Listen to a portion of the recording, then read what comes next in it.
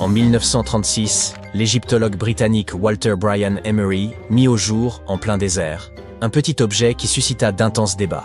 Certains y virent la maquette sophistiquée de soucoupes volantes, voire un système de propulsion avancé, issu d'un vaisseau spatial appartenant à une civilisation venue d'ailleurs.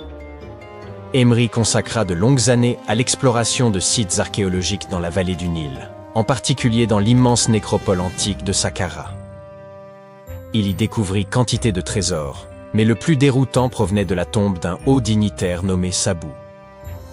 L'identité précise de ce personnage demeure incertaine, bien que certaines sources le présentent comme l'un des fils du pharaon Hadjib.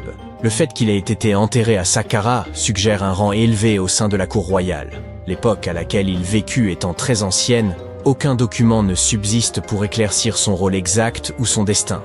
Dans son tombeau, les chercheurs découvrirent 7 chambres funéraires, chacune renfermant les biens funéraires classiques. Des os d'animaux, des outils en silex, de la céramique, des objets en ivoire et des bols en pierre. Mais s'y trouvait également un étrange artefact brisé qui devint connu sous le nom de disque de Sabou. Il prend la forme d'un bol peu profond, à fond arrondi, doté de 3 lobes courbes finement sculptés, espacés d'environ 120 degrés autour de sa circonférence. 3 trous les séparent et un tube fin se trouve en son centre. Le disque est fait de siltite, ou schiste, une roche poreuse, friable et très difficile à travailler. Elle se désagrège aisément sous pression, ce qui rend d'autant plus énigmatique la manière dont les artisans de 3000 avant notre ère ont pu la façonner à l'aide d'outils rudimentaires en pierre et en cuivre. L'autre grande énigme consiste en la présence de cet objet dans la tombe de Sabou. Peut-être sa fonction réelle permettrait-elle de mieux en comprendre la signification. Lors de sa découverte, les archéologues y virent un simple vase, un brûleur d'encens ou un objet décoratif à vocation rituelle. Mais certains, en l'examinant sous un angle plus technique, envisagèrent qu'il puisse s'agir d'un élément intégré à un dispositif plus complexe. Un historien amateur a reproduit fidèlement l'objet à l'aide d'une imprimante 3D, et cette réplique a révélé que le disque de Sabou pourrait bien être un ancien impulseur, c'est-à-dire un composant essentiel d'une pompe centrifuge. Placé dans un boîtier et mis en rotation rapide autour de son petit axe central, il s'est montré capable de déplacer de l'eau. Sans boîtier, il générait un puissant vortex. Il apparut alors que la forme incurvée des lobes et la légère concavité du disque n'étaient pas fortuites. L'ensemble semble avoir été pensé pour déplacer efficacement l'eau, à l'image d'un mécanisme de pompage sophistiqué. Or, toute la civilisation égyptienne reposait sur la maîtrise de l'irrigation. Les dynasties ultérieures mirent au point un système d'irrigation par bassin permettant de contrôler les crues du Nil et d'en tirer un rendement agricole optimal. Il se pourrait donc que, dès la première dynastie, des ingénieurs aient exploré des techniques d'irrigation avancées, bien avant ce que les spécialistes n'avaient imaginé. Toutefois, certains restent sceptiques. Selon eux, le schiste serait trop fragile pour supporter les contraintes d'un tel usage. Ils émettent l'hypothèse que les artisans de la première dynastie auraient tenté de reproduire un objet plus ancien, en se contentant des matériaux et outils dont ils disposaient. Le disque pourrait alors être une réplique en pierre d'un artefact métallique, hérité d'une civilisation bien antérieure, et peut-être technologiquement plus avancée que l'Égypte antique elle-même. Un auteur suisse va même plus loin et suggère que le disque serait la copie d'un composant d'hyperpropulsion appartenant à un vaisseau extraterrestre, ou bien une maquette en pierre d'une soucoupe volante. Un chercheur français, quant à lui, avance que le disque de Sabou faisait partie d'un gigantesque dispositif industriel, destiné à produire du carbonate de sodium à l'intérieur des pyramides. D'autres encore estiment qu'il aurait pu s'agir d'un outil primitif de tressage de cordes, les lobes servant à torsader des brins de soie ou des fibres en ficelle lors de la rotation. Une autre théorie enfin évoque une lampe de très grande dimension. Un autre mystère historique est lié à une carte datant de 1513, que l'on considère comme la plus ancienne représentation détaillée connue des Amériques. Elle est l'œuvre d'un capitaine turc, Piri Reis, qui, sans jamais avoir traversé l'océan Atlantique, l'a composée à partir d'une vingtaine de cartes régionales. Parmi celles-ci, figurait une carte arabe de l'Inde, 4 cartes portugaises figurant l'Inde et la Chine, ainsi qu'une carte des Amériques attribuée à Christophe Colomb, fondée sur ses propres observations. Cette dernière carte ayant disparu depuis longtemps, le travail de Race offre un précieux aperçu de ce que Colomb aurait pu noter lors de son 3e voyage vers le Nouveau Monde. Charles Hapgood, un historien, a avancé l'idée que la carte de Race représentait l'Antarctique tel qu'il était à la préhistoire, en s'appuyant sur une ressemblance frappante avec le littoral réel du continent, avant qu'il ne soit recouvert de glace. Toutefois, cette hypothèse a été formellement invalidée par la suite. Une autre découverte qui a suscité l'étonnement dans le monde scientifique est celle des billes de Klerksdorp. Ces objets, trouvés dans des dépôts de pyrophilite en Afrique du Sud, ressemblent à de petites balles de criquet anciennes, ornées de stries en leur centre. Dans les années 80, une théorie a émergé selon laquelle une civilisation antédiluvienne, totalement inconnue mais d'un niveau technologique avancé, aurait été à l'origine de ces sphères. Un journaliste avait rapporté qu'elles semblaient tourner sur elles-mêmes dans une vitrine. Une émission de télévision avait même convié un médium, qui affirmait que ces objets étaient les vestiges d'un antique vaisseau spatial. Pourtant, d'après les géologues, il s'agit simplement de formations sphériques naturelles, composées de minéraux distincts de ceux de la roche environnante. Les lignes semblables à des soudures ne sont que des empreintes laissées par les couches successives de la roche haute au fil du temps.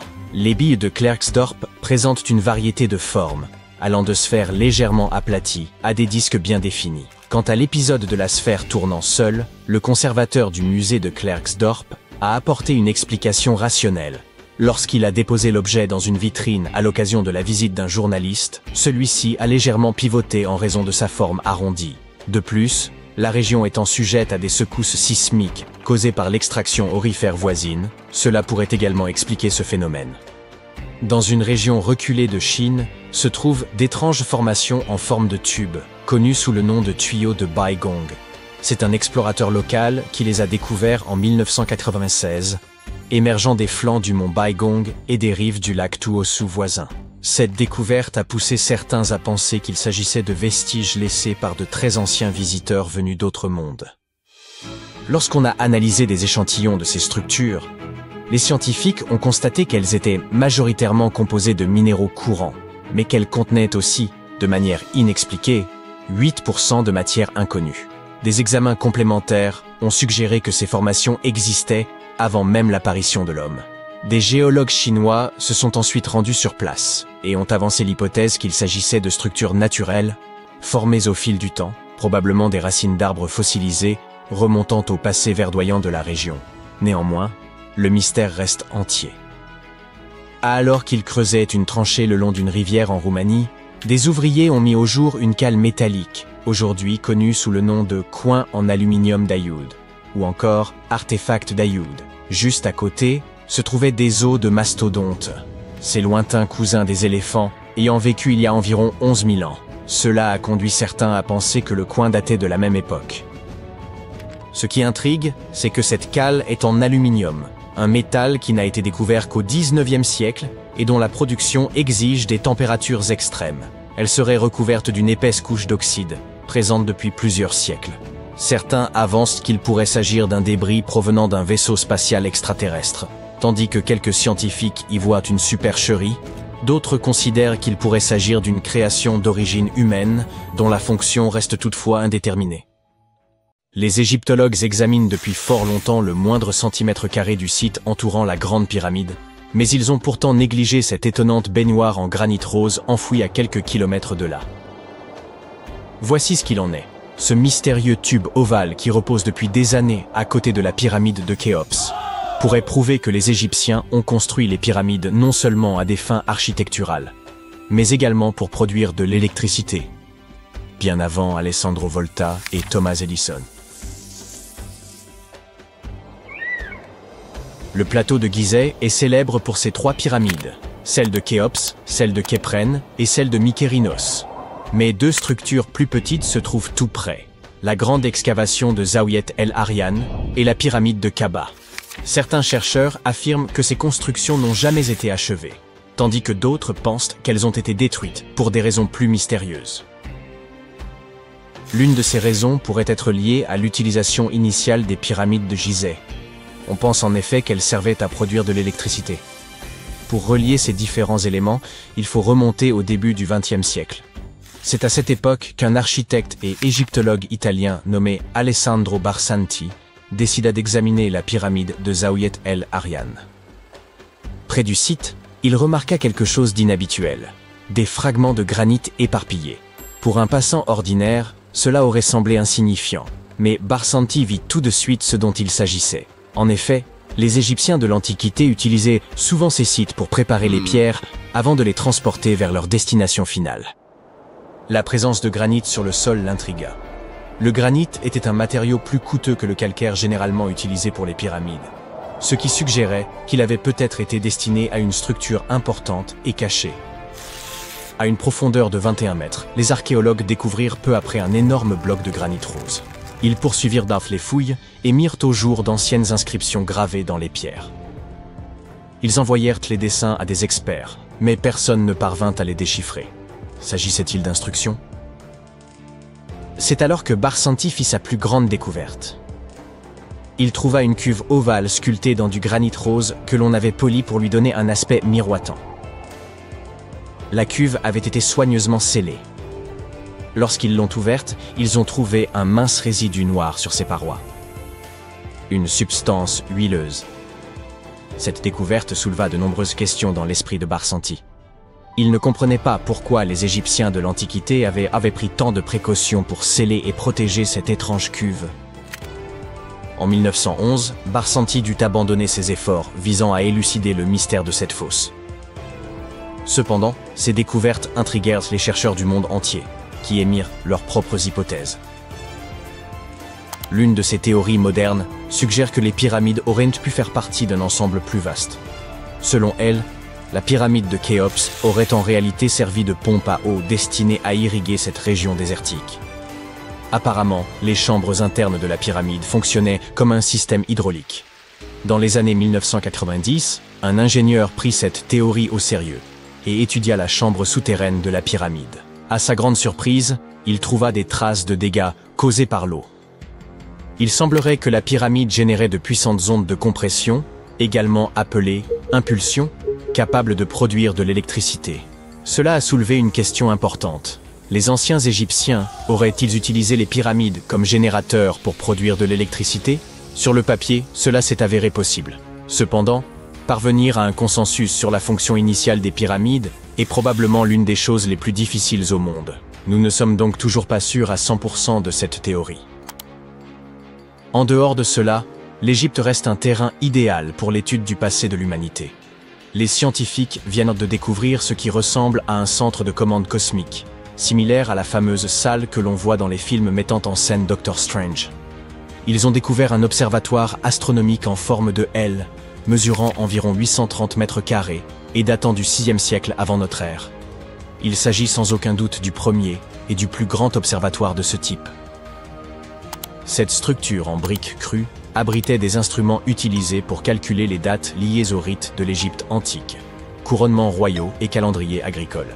Cet observatoire est situé sur un site archéologique connu sous le nom de Temple de Bouto, à seulement 80 km à l'est d'Alexandrie. C'est assez impressionnant. Cette structure a été conçue de manière à ce que l'on puisse y pénétrer par une entrée orientée à l'est. Ainsi, on pouvait admirer le lever du soleil. Une fois à l'intérieur, on découvrait un cadran solaire géant, utilisé pour mesurer le temps en suivant le mouvement des ombres à l'intérieur de la salle. Ce cadran solaire mesurait près de 5 mètres de long. Ce fut une découverte passionnante. Une autre découverte intéressante faite par des scientifiques et des égyptologues fut celle de la toute première momie enceinte. Même si nous en savons désormais beaucoup sur les processus de momification, nous continuons à faire des découvertes qui nous ouvrent de nouvelles portes sur la vie des anciens Égyptiens. Il a fallu beaucoup de temps pour découvrir que cette momie était enceinte au moment de son embaumement, car elle avait été placée dans un cercueil masculin. Plus précisément, celui d'un prêtre. Les historiens affirment qu'au XIXe siècle, de nombreux marchands mélangèrent les cercueils afin de les vendre. Oui, cela signifie qu'ils les ouvraient et échangeaient les momies pour satisfaire leurs clients.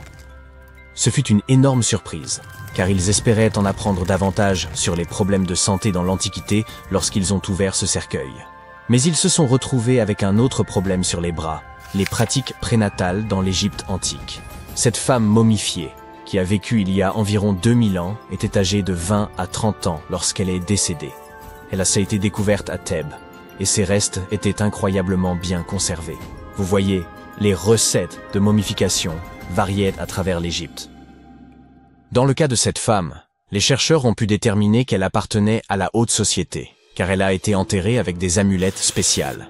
Cependant, comme les méthodes de momification différaient considérablement selon les villes et les époques, il nous faut encore approfondir nos recherches afin de comprendre pourquoi elle fut embaumée avec son bébé. En parlant de momies, des scientifiques ont fouillé un lieu de repos à Saqqara, également en Égypte, et ont mis au jour 2 ateliers d'embaumement. L'un était destiné aux humains et l'autre aux animaux sacrés.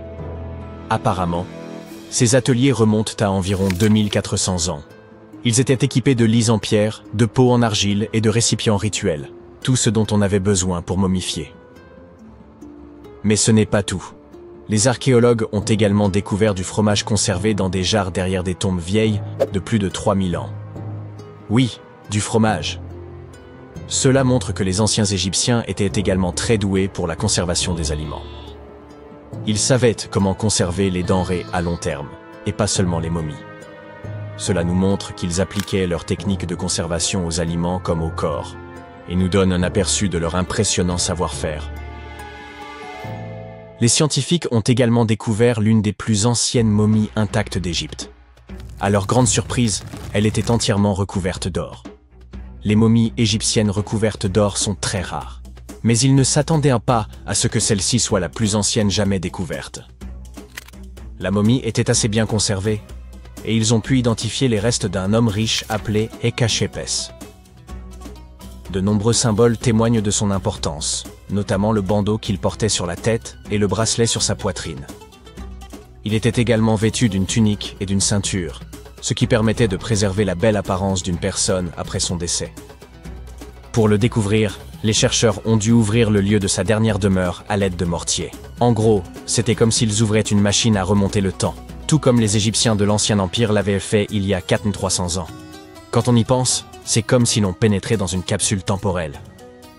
Mais, assez parlé de momies, les scientifiques ont également découvert quelque chose de très intéressant au-dessus des pyramides. Ils ont dû utiliser un instrument très sophistiqué pour cela. Le radar ionosphérique à longue portée et basse latitude, qui permet de voir des ondes invisibles loin dans le ciel. Ce radar leur a permis de découvrir d'énormes bulles flottant dans l'air au-dessus des pyramides. On appelle cela des bulles de plasma, et elles causent des ravages sur les technologies modernes. Elles peuvent en effet perturber les signaux GPS et téléphoniques dans un rayon de plusieurs centaines de kilomètres. Ces bulles sont immenses, parfois aussi grandes que des villes. Elles ont pour origine l'épuisement soudain des particules chargées dans l'ionosphère.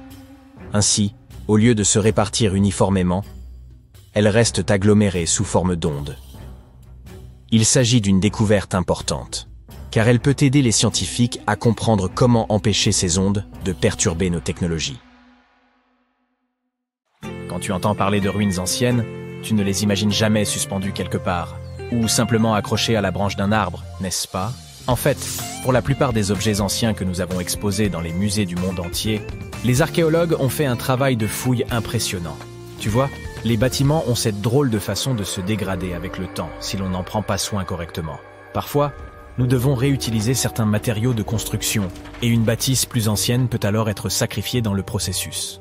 D'autres fois, les maisons sont abandonnées, et dès qu'elles sont exposées aux éléments en surface, comme la pluie ou le soleil, elles n'ont plus aucune chance. Certaines s'écroulent tout simplement sous l'effet de la bonne vieille érosion. La seule façon pour un édifice de survivre à l'épreuve du temps est d'être enterré en profondeur. Mais comment ces architectures finissent-elles par être enterrées? C'est une véritable comédie d'erreurs. Les villes anciennes avaient l'habitude d'élever progressivement le niveau de leur sol, comme un enfant qui ajoute des garnitures à sa coupe glacée. En effet, ces colonies étaient toujours occupées à collecter de la nourriture et des matériaux de construction pour faire face à l'augmentation constante de leur population. Mais qui a le temps de s'occuper des déchets et des ordures? À l'époque, ce n'était pas vraiment une priorité sur leur liste de tâches. Ainsi, lorsqu'il s'agissait de construire de nouvelles maisons, les civilisations anciennes économisaient leur sueur et leurs larmes, en empilant les décombres et en construisant directement dessus. Mais ce n'est pas tout. De temps en temps, les rivières entrent en crue et déposent une couche de sédiments sur le sol des villes. Cela a pour effet d'encapsuler encore davantage ces anciennes constructions. Et dans les régions sèches, comme le désert, où le vent aime à montrer ses mouvements de danse de sable et de poussière, tu peux parier que c'était une lutte constante pour garder les établissements propres. Un exemple hilarant est celui du Sphinx, dont la tête était enfouie dans le sable jusqu'à ce qu'un groupe d'archéologues le mette au jour en 1917. Certaines villes anciennes ont fini par être recouvertes parce qu'elles étaient complètement abandonnées. Avec moins d'activité humaine pour contrôler leur expansion, les graines de plantes n'ont pas pu résister à l'opportunité et ont germé un peu partout. Elles ont absorbé le dioxyde de carbone de l'air et se sont développées, ajoutant de plus en plus de volume au sol. Scieuses racines effrontées ont même décidé de stabiliser le sol constitué de matière végétale en décomposition, créant ainsi plusieurs couches de terre. C'est comme si Mère Nature s'était lancée dans un ultime projet de bricolage, avec les plantes comme fidèles auxiliaires. Fouiller dans les secrets des civilisations anciennes, ce n'est pas seulement déterrer un monde perdu, c'est aussi une quête épique pour révéler les trésors cachés sous les couches de l'histoire. Mais comment les archéologues savent-ils d'abord où creuser? Si tout est recouvert de multiples couches de sédiments, de débris et de racines de plantes, ils doivent avoir une sorte de système auquel ils se fient avant de se lancer dans un nouveau projet, n'est-ce pas? Tout d'abord, ce ne sont pas toujours eux qui suggèrent des fouilles archéologiques à tel ou tel endroit. Je m'explique. Supposons que tu sois un entrepreneur et que tu souhaites construire un nouveau complexe d'appartements luxueux dans ta ville. Cependant, certaines législations locales imposent des exigences avant que ton projet ne puisse démarrer. Par exemple, avant de commencer à construire sur un terrain, il peut être nécessaire de faire appel à des spécialistes pour vérifier le sol. Scieuses personnes intelligentes peuvent être des archéologues, des géologues ou des paléontologues, et elles doivent garder un œil sur le processus en phase de développement. En cas de découverte d'artefacts ou d'écofacts, termes savants pour désigner des vestiges organiques, ces experts interviennent pour les fouiller et les étudier. Mais qu'en est-il des sites qui n'ont rien à voir avec les bulldozers et les chapeaux jaunes? Les archéologues ont plus d'un tour dans leur sac lorsqu'il s'agit de localiser les points chauds de l'Antiquité. Ils plongent dans les archives historiques et font un travail de détective. En recherchant de vieux documents et de vieilles cartes, ils peuvent reconstituer le puzzle de l'activité humaine dans une région donnée. Si un site a déjà été visité, c'est encore mieux. La découverte de traces de fouilles antérieures ou de récits historiques peut donner aux archéologues de nombreuses informations sur les endroits où poursuivre leur chasse au trésor. Avant de commencer à manier leur pelle, les archéologues se livrent à une sorte de balayage visuel. Armés d'un système de quadrillage, ils se promènent sur le site, à l'affût de tout artefact susceptible de se cacher juste sous la couche supérieure de la terre. Qu'il s'agisse d'outils en pierre taillée, de verres historiques ou même d'anciennes décharges, oui, elles ont aussi de la valeur. Ces explorateurs à l'œil vif peuvent repérer des signes d'activité humaine plus rapidement que la plupart des gens. S'ils tombent sur un hamac coquillé, terme savant pour désigner un dépôt d'ordures, ils savent avec certitude que l'homme a jadis habité cet endroit. Les archéologues ne se contentent pas de leur fidèle pelle. Ils disposent d'un arsenal de gadgets pour les aider dans leur recherche de merveilles cachées. Les outils géophysiques sont en quelque sorte leurs armes secrètes. Prenons l'exemple du résistivimètre. Cet appareil astucieux mesure la composante électrique du sol et tout élément ou artefact enfoui. Un mur enterré, par exemple, produira une résistivité différente de celle du sol environnant. Les magnétomètres et les géoradars fonctionnent de la même manière, mettant en évidence les indices potentiels de trésors anciens dans le sol. Et qui pourrait oublier notre vieil ami, le GPS? Il aide les archéologues à cartographier des emplacements précis, comme une carte au trésor high-tech les menant directement à leur peau d'or. Tu souhaites visiter virtuellement certains des sites archéologiques les plus importants du monde? Suis-moi. Au Royaume-Uni, par exemple, tu trouveras cet endroit intéressant appelé Stonehenge. C'est l'un des nombreux Henges répartis dans le pays, mais celui-ci est vraiment exceptionnel. Imagine cela. Des pierres anciennes et massives se dressent fièrement, disposées sous forme d'un anneau à l'extérieur et d'un fer à cheval à l'intérieur, avec quelques pierres plus petites pour faire bonne mesure. Et devine quoi? Ces pierres étonnantes existent depuis plus de 5000 ans. C'est ce que l'on appelle une longévité à toute épreuve. C'est là que les choses deviennent intéressantes. Selon le folklore local, le légendaire magicien Merlin a sorti sa baguette magique et a téléporté ces pierres massives depuis l'Irlande. Apparemment, des géants les avaient assemblées là-bas, mais Merlin a décidé qu'elles seraient bien plus belles à leur nouvel emplacement. D'autres pensent qu'il s'agit simplement des ruines d'un ancien édifice spirituel romain. Ces structures étonnantes ont été construites par nos ancêtres de l'âge du bronze. Avec leurs outils simples et leur technologie limitée, ils ont réussi à créer ce chef-d'œuvre monumental. Impressionnant, non? Malheureusement, nous ignorons encore beaucoup de choses sur cette région. L'objectif initial de Stonehenge reste encore aujourd'hui un mystère. Certes, il existe de nombreuses théories, mais les scientifiques ne sont pas encore parvenus à se mettre d'accord sur le sujet. On sait cependant qu'il est parfaitement aligné pour accueillir le lever du soleil lors des solstices d'été et d'hiver. L'ancienne ville de Pompéi est un site archéologique tout aussi étonnant. Imagine un peu, le Vésuve, un fauteur de troubles notoires, a décidé de piquer une crise volcanique et a complètement recouvert cette ancienne ville romaine. Il l'a transformée en capsule temporelle, située à l'extérieur de l'actuelle Naples, en Italie. En 1748, une bande d'explorateurs aventureux est tombée sur Pompéi. Ils ont découvert alors un trésor de choses bien conservées. Des rues, des maisons, de la nourriture, probablement un peu périmée, des bijoux clinquants, des sculptures raffinées, des fresques colorées, des objets ménagers de tous les jours, et même des restes humains et animaux. C'était comme une fête archéologique épique. À première vue, Pompéi avait tout pour plaire. Des maisons et des villas de luxe, une immense arène de 20 000 places, de jolies petites boutiques d'artisans, des lieux de rencontre comme des tavernes, sans oublier les endroits coquins comme ces bains luxueux où l'on pouvait se faire dorloter intensément. Il y a aussi le sanctuaire d'Apollon, où les gens se réunissaient pour leur culte quotidien. Et bien sûr, le cœur animé de la ville, le forum de Pompéi, où tous les gens branchés avaient l'habitude de se retrouver. Et devine quoi? Pompéi est tellement cool qu'elle a été inscrite sur la liste du patrimoine mondial de l'UNESCO en 1977. C'est en quelque sorte le panthéon de l'histoire. Cette liste comprend également de nombreux autres bâtiments et sites célèbres, comme le Taj Mahal en Inde et l'Acropole d'Athènes en Grèce.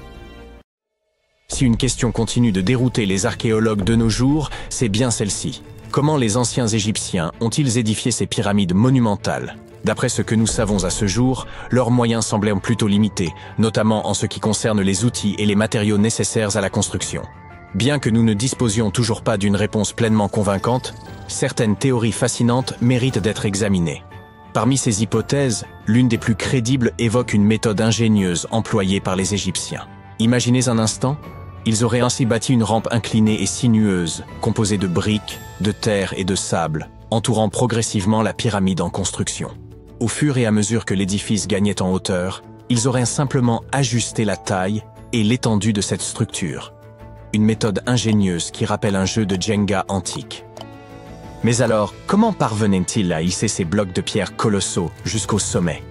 Selon Hérodote, l'éminent historien grec de l'Antiquité, ils auraient eu recours à des traîneaux, des rouleaux et des leviers, transformant ainsi le chantier en une gigantesque épreuve de force collective. Toujours d'après ces récits, il aurait fallu pas moins de 20 années pour achever la pyramide de Khéops, ce chef-d'œuvre emblématique. Hérodote ne s'arrête pas là. Il avance un chiffre stupéfiant, affirmant que 100 000 hommes auraient participé à cet incroyable projet. A-t-on engagé l'ensemble de la population égyptienne? Probablement pas. Mais il est plausible que la majorité de ces ouvriers ayant été des paysans mobilisés durant la période de crue du Nil, lorsque les travaux agricoles étaient suspendus. Une organisation ingénieuse adaptée au cycle naturel du fleuve. Les archéologues contemporains ont toutefois apporté des nuances à cette vision. Vers la fin du XXe siècle, des découvertes ont révélé que la main-d'œuvre pourrait avoir été bien moins nombreuse et davantage spécialisée. Au lieu des 100 000 ouvriers supposés, une équipe d'environ 20 000 travailleurs permanents, assistés par un personnel de soutien incluant boulangers, médecins et quelques prêtres, aurait suffi à mener à bien cet exploit architectural. Une autre théorie, pour le moins audacieuse, avançait que les pyramides auraient été bâties de haut en bas. Selon cette hypothèse, ces édifices monumentaux n'auraient été à l'origine que de simples collines isolées servant de carrières. Les pierres en auraient été extraites progressivement, et au fil du temps, des ingénieurs successifs auraient remodelé ces collines pour leur donner la forme des pyramides emblématiques que nous admirons aujourd'hui. Avant de rejeter cette idée comme une pure fantaisie, certains y voyaient une part de plausibilité. Après tout, des collines isolées existent bel et bien dans certains cas, laissant entrevoir une légère possibilité de vérité dans cette hypothèse. Que ce soit à travers la construction de rampes ou des techniques de travail ingénieuses, une chose demeure incontestable. Ces pyramides continuent de fasciner l'histoire et d'alimenter notre imagination. En évoquant les mystères de l'Égypte ancienne, il y a aussi cet immense obélisque inachevé, un vestige intrigant qui suscite de nombreuses interrogations parmi les scientifiques quant à sa méthode de façonnage. Certains pensent que nos ancêtres auraient eu recours à des pilons manuels pour accomplir ce travail colossal. Un spécialiste propose toutefois une interprétation différente. En examinant attentivement les motifs laissés par l'outil utilisé, il souligne une caractéristique intrigante. Les parois des tranchées entourant l'obélisque affichent des stries régulières et bien alignées, ce qui semble improbable si ces marques résultaient uniquement de coups portés par des mains humaines. Selon cet expert, ces striations horizontales sont typiques d'un outil mécanique effectuant des pauses régulières tout en retirant la matière. Mais ce n'est pas tout. Imaginez un outil oscillant d'avant en arrière contre les parois de la tranchée, évacuant les débris pour empêcher un rétrécissement progressif. Dans ce scénario, cet outil aurait pu imprimer des stries horizontales particulières aux endroits où il exerçait une pression contre les parois latérales. Cela semble être de la technologie de pointe, n'est-ce pas? Et devinez quoi? Il est peu probable que les Égyptiens de la 18e dynastie aient eu accès à un savoir-faire aussi avancé. Un autre égyptologue renommé, lors de ses explorations, a également découvert plusieurs perceuses à carottes. Bien que les véritables mèches de forage en soient absentes, sa collection renferme des vestiges curieux de carottes en calcaire, en albâtre et même en granit. Les Égyptiens ne se contentèrent cependant pas de ces constructions impressionnantes. En réalité, ils furent les génies à l'origine du miroir portatif. Oui, ce petit miroir que l'on utilise quotidiennement pour inspecter notre apparence. Mais voici l'astuce. Ces miroirs étaient de véritables œuvres d'art. Ils étaient ornés d'inscriptions et de figures décoratives. Ce n'est pas tout. Les Égyptiens prenaient grand soin de leur apparence. Ils comprenaient l'importance de l'hygiène personnelle et de soigner leur image. Dans leur quête de dents éclatantes, ils ont inventé les brosses à dents et le dentifrice. Les problèmes dentaires étaient fréquents à l'époque et leur sourire n'était pas forcément d'un blanc immaculé. L'art dentaire n'était pas leur domaine de prédilection, vous comprenez? Peut-être que leurs esprits étaient plus accaparés par la construction des pyramides. Cela dit, ces anciennes recettes de dentifrice étaient loin d'être inintéressantes. L'une des concoctions les plus originales incluait du sel gemme, de la menthe, des pétales d'iris séchés et du poivre. Quelques dentistes ont eu le courage de tester cette formule et, à leur surprise, elle s'est révélée assez efficace. De la cendre broyée était incluse dans une autre recette pour préparer une pâte nettoyante pour les dents. Mais l'absence de menthe laissait quelque peu à désirer en matière de fraîcheur. C'est alors que les Égyptiens ont eu l'idée brillante d'inventer les premiers bonbons pour la laine. Ils fabriquèrent des pastilles à base d'épices chauffées, comme la cannelle, qu'ils mêlaient à du miel. Passons maintenant à l'art de la décoration intérieure, à la mode égyptienne. Ils ont véritablement élevé l'ornementation à un tout autre niveau. Bien que la décoration du mobilier ait pris naissance en Mésopotamie, les Égyptiens l'ont sublimée. Ils ont misé sur une grande variété de couleurs et ont même créé des papiers de différents grammages. Et n'oublions pas ces petits tapis d'appoint que nous possédons tous chez nous aujourd'hui. Devinez qui en a eu l'idée? Eh bien, les Égyptiens. Ils utilisaient la plante de papyrus, extrêmement versatile, pour tisser ces tapis douillets. Et en parlant de tendance, les Égyptiens étaient de grands amateurs de bibelots. Ils possédaient toute une collection de petites figurines représentant des chats, des chiens et des personnages humanoïdes. Ces statues étaient fabriquées dans divers matériaux, allant de la boue séchée au soleil jusqu'à l'or. Tout dépendait de votre richesse. L'agriculture occupait une place de choix dans la société égyptienne, et ils comprenaient en bien que l'eau propre était essentielle pour leur culture et leurs bêtes. C'est pourquoi ils ont mis au point des inventions et des techniques visant à garantir la fertilité de leurs terres et le bien-être de leurs plantes. Ils ont d'abord eu l'idée brillante d'utiliser des charrues tirées par des bœufs. Il existait deux types de charrues, lourdes et légères. La charrue lourde labourait en profondeur, creusant de grands sillons, tandis que la charrue légère suivait, aérant la terre. Mais ce n'était pas tout. Après le labourage, les Égyptiens brisaient les mottes de terre et semaient les graines. Pour bien enfoncer ces graines dans les sillons, ils faisaient traverser leur bétail sur le champ, fermant ainsi efficacement les sillons. Mais tout ce travail serait vain si les graines restaient aussi sèches que le désert. C'est là qu'intervient l'irrigation. Les Égyptiens étaient si compétents dans ce domaine que d'autres civilisations, comme les Grecs et les Romains, ont été forcés d'adopter leur méthode. Maintenant, changeons de sujet et plongeons dans l'architecture splendide de l'Égypte ancienne. Ces bâtisseurs n'étaient pas seulement des experts en agriculture, ils étaient aussi des maîtres architectes. Ils ont construit des canaux raffinés pour acheminer l'eau vers les fermes et villages, et croyez-nous, ils savaient comment embellir ces canaux. Imaginez-vous flâner le long d'un canal bordé de structures décoratives. Le pharaon Ramsès II, surnommé le Grand, était un véritable prodige en matière de construction. L'une de ses créations les plus impressionnantes se trouve à Abou Simbel. Ce temple a été conçu de façon à ce que, 2 fois par an, le soleil pénètre directement dans le bâtiment pour illuminer la statue du pharaon. Et n'oublions pas l'encorbellement. Sans cette merveille architecturale, des structures aussi impressionnantes que la pyramide de Khéops n'auraient jamais vu le jour. Les Égyptiens maîtrisaient l'art de faire tenir des édifices majestueux, grâce à leur génie en ingénierie et en construction. Ils ont érigé de vastes salles et des sanctuaires intérieurs qui ne manqueront pas de vous émerveiller. Et certains de leurs temples servaient également d'observatoires astronomiques. Nous sommes en 1898, et tu participes à des fouilles à Saqqara. Cet endroit, situé non loin du Caire, regorge de tombes anciennes et de pyramides. En bon aventurier, tu espères trouver quelque chose de vraiment cool et devenir célèbre. De l'or, des manuscrits, des cartes au trésor, des momies de pharaons. Mais tu trouves un oiseau en bois. Tu es très déçu. Ça ressemble à un simple jouet. Un jouet ancien, mais un jouet tout de même.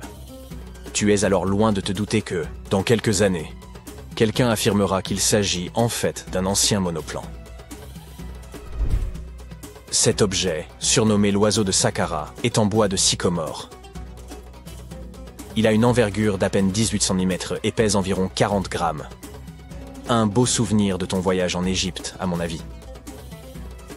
Il a plus de 2000 ans et est assez simple, sans plumes gravées ni aucune autre décoration.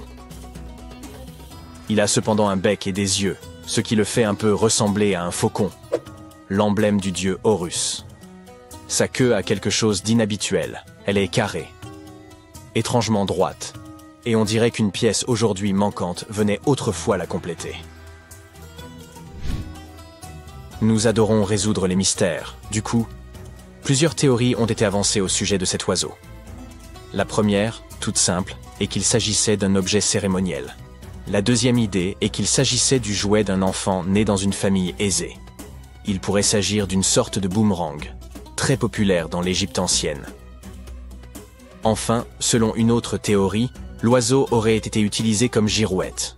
Mais cette théorie n'a pas été retenue, car la figurine ne présente aucun trou ou marquage, à l'exception de celui qui a été fait au musée du Caire pour la fixer sur son socle. Il n'y avait donc jadis aucun moyen de l'accrocher. Près d'un siècle après la découverte de l'oiseau, l'égyptologue Khalil Messia a proposé une nouvelle théorie selon laquelle il pourrait s'agir d'un modèle de monoplan. Selon lui, il manquait à l'oiseau un empennage horizontal. Par ailleurs, ses ailes étaient placées à angle droit, comme celles des avions modernes. Cela aurait pu servir à générer la portance aérodynamique nécessaire au vol. Le docteur Messia a également affirmé qu'il était courant à l'époque de placer des modèles miniatures d'inventions technologiques dans les tombes. Les anciens Égyptiens ont-ils vraiment inventé l'avion en 200 avant notre ère? Cela aurait beaucoup contrarié les frères Wright, que l'on considère comme les inventeurs de l'aviation. Ils n'ont effectué leur premier vol qu'en 1903. Afin de nous en assurer, il nous faudrait tester le modèle. Mais le musée égyptien ne laisserait probablement personne lancer en l'air cette précieuse pièce de collection. C'est pourquoi le concepteur de planeur, Martin Grégory, a construit un modèle similaire, cette fois en balsa, et a pu conclure que même avec un empennage horizontal, cet avion n'était pas très performant. Affaire résolue. Et non. Une chaîne de télévision n'a pas trouvé cela convaincant et a donc invité un expert en aérodynamique à construire une autre réplique de notre oiseau. Il l'a testé dans des conditions similaires à celles de l'Égypte ancienne et a été impressionné par ses capacités. Ainsi, si le prototype d'un avion a bien été inventé à l'époque des pharaons, il s'agirait d'un opart, ou objet manufacturé incongru, en français. Soit un objet anachronique, en avance sur son temps en termes de technologie ou d'histoire. Et l'oiseau de Saqqara n'est pas le seul exemple d'une telle chose. En 1901, un groupe de plongeurs a découvert la machine denticitaire dans une épave sous-marine près de l'île grecque du même nom. On l'a surnommé le premier ordinateur analogique du monde. et on pense qu'elle date d'environ 100 ans avant notre ère. Le mécanisme en bronze pouvait indiquer la position du Soleil, de la Lune, des planètes et des étoiles, ainsi que les phases lunaires, les dates des prochaines éclipses solaires, et même la vitesse à laquelle la Lune se déplace dans le ciel. Personne ne sait exactement qui l'a utilisé, ni comment ou où il a été fabriqué. Mais il est évident qu'il était extrêmement précis et bien trop avancé pour son époque. Les premières toilettes à chasse d'eau ont-elles été inventées au XXe siècle? Et non. Les Minoens de Crète et la civilisation de la vallée de l'Indus ont mis au point cette super invention à peu près à la même époque, il y a environ 4000 ans. Leur modèle de plomberie était si bien conçu qu'il a fallu attendre 2000 ans avant de voir apparaître quelque chose d'aussi performant. Une ancienne toilette minoenne a été découverte dans le palais de Knossos. Elle était équipée d'un siège de bois placé juste au-dessus d'un tunnel qui conduisait l'eau d'un réservoir vers un égout souterrain. D'autres toilettes nécessitaient un apport d'eau à l'aide de cruches. Seuls les riches pouvaient s'offrir un tel luxe. À l'époque, si tu possédais un bien immobilier, les toilettes chasse d'eau étaient le signe de ton appartenance aux plus hautes sphères. Les portes automatisées étaient une chose nouvelle en 1931. Mais la technologie qu'elles utilisent est en fait beaucoup plus ancienne. Elle date du 1er siècle de notre ère. Le mathématicien et ingénieur Héron d'Alexandrie imagina à cette époque un système capable d'ouvrir et de fermer les portes. Pour faire fonctionner son invention, il fallait allumer un feu. Un pot en laiton était placé sous le feu, à moitié rempli d'eau. Le pot était ensuite relié à des récipients qui servirent de poids. Grâce à la chaleur, l'eau se déplaçait dans les récipients qui descendaient et tiraient sur les cordes. Rien à voir avec une porte de supermarché qui s'ouvre et se ferme grâce à l'électricité. La porte de Héron mettait des heures à s'ouvrir, et il n'y avait aucun moyen d'arrêter le processus. C'est pourquoi on n'ouvrait les portes qu'une fois par jour, avant que les gens n'entrent dans les temples.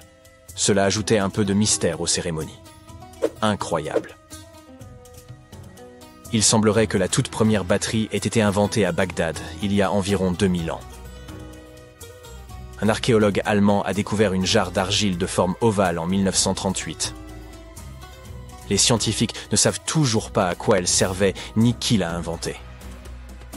Selon une théorie, elle aurait été utilisée pour galvaniser des objets avec des métaux précieux. Lorsqu'elle était remplie d'un acide faible, comme du vinaigre, la batterie produisait environ 1 volt.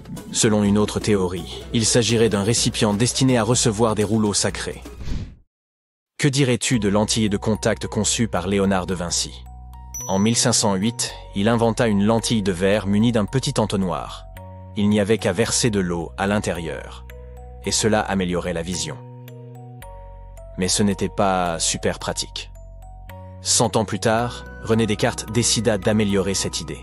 On dit lentilles de contact, parce qu'elles sont censées entrer en contact avec les yeux, tu vois? Ce tube de verre rempli de liquide permettait une meilleure vision. Mais il était hélas impossible de cligner des yeux. 2 siècles et demi plus tard. La technologie du verre permit aux scientifiques de concevoir des lentilles qui s'inséraient dans l'œil et permettaient même à leurs porteurs de cligner des yeux. Une belle invention. Toutefois, ces lentilles étaient fabriquées en verre soufflé et l'œil ne pouvait pas respirer. Une 50aine d'années plus tard, les concepteurs adoptèrent le plastique, plus léger, incassable et résistant aux rayures, même si les lentilles couvraient encore l'œil entièrement. Ce n'est qu'en 1948 qu'un certain Kevin Tuohy ponça une lentille en plastique et se rendit compte qu'elle restait en place même en ne couvrant que la cornée. Imagine-toi vivre dans le Londres du 19e siècle et avoir besoin d'envoyer un message à New York. Cela prenait alors une dizaine de jours. Du coup, lorsqu'en 1858 les délais passèrent de quelques jours à quelques heures, ce fut une véritable révolution. Le premier message fut envoyé par la reine Victoria elle-même, grâce à un câble télégraphique transatlantique qui passait sous l'océan. Hélas, cette invention ne survécut que quelques semaines. Et il fallut attendre des années pour qu'on puisse à nouveau s'en servir. Si quelqu'un invente enfin le voyage dans le temps, et que vous vous rendez dans le passé, vous ne reconnaîtrez pas la plupart des choses que vous connaissez et aimez aujourd'hui. La Statue de la Liberté et les pyramides d'Égypte, certains gadgets de base comme la télécommande et votre ordinateur portable, et même le maïs que vous mangez au déjeuner ont tous changé au point d'être méconnaissables. Lorsque les pyramides ont été construites en Égypte ancienne, à Gizeh et dans d'autres lieux, elles n'avaient pas du tout cet aspect brun sablonneux. Elles étaient recouvertes de calcaire blanc. Quand on les regardait sous le soleil brûlant d'Afrique, on était obligé de détourner le regard tant elles étaient lisses et brillantes. Les bâtisseurs utilisèrent environ 6 millions de tonnes de calcaire pour la seule grande pyramide de Gizeh. C'est la plus grande de celles qui sont encore debout. Les souverains locaux étaient plutôt économes et ils réutilisèrent certaines des pierres de revêtement pour d'autres projets de construction. Un tremblement de terre massif survenu au XIVe siècle détacha également une partie des pierres. Vous ne verrez donc pas beaucoup de calcaire, mais il y en a encore au sommet de la pyramide de Khéphren à Gizeh. On dirait une deuxième pointe au-dessus de la première. Dans l'Antiquité, toutes les pyramides étaient coiffées de pyramidions recouverts d'un mélange d'or et d'argent. La plupart ont été perdus au fil des siècles, mais vous pouvez encore en voir quelques-uns dans les musées. Ils représentent des divinités égyptiennes. Les pyramides ont probablement été conçues d'après une pierre pointue sacrée, le benben. Elle représentait les rayons du soleil.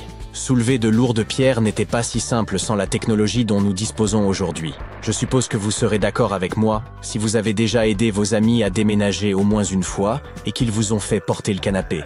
Mais les Égyptiens avaient pensé à tout et ont justement choisi la forme pyramidale car elle permet de répartir le poids uniformément sur l'ensemble de l'objet. La Statue de la Liberté a également subi une transformation majeure depuis son inauguration en 1886.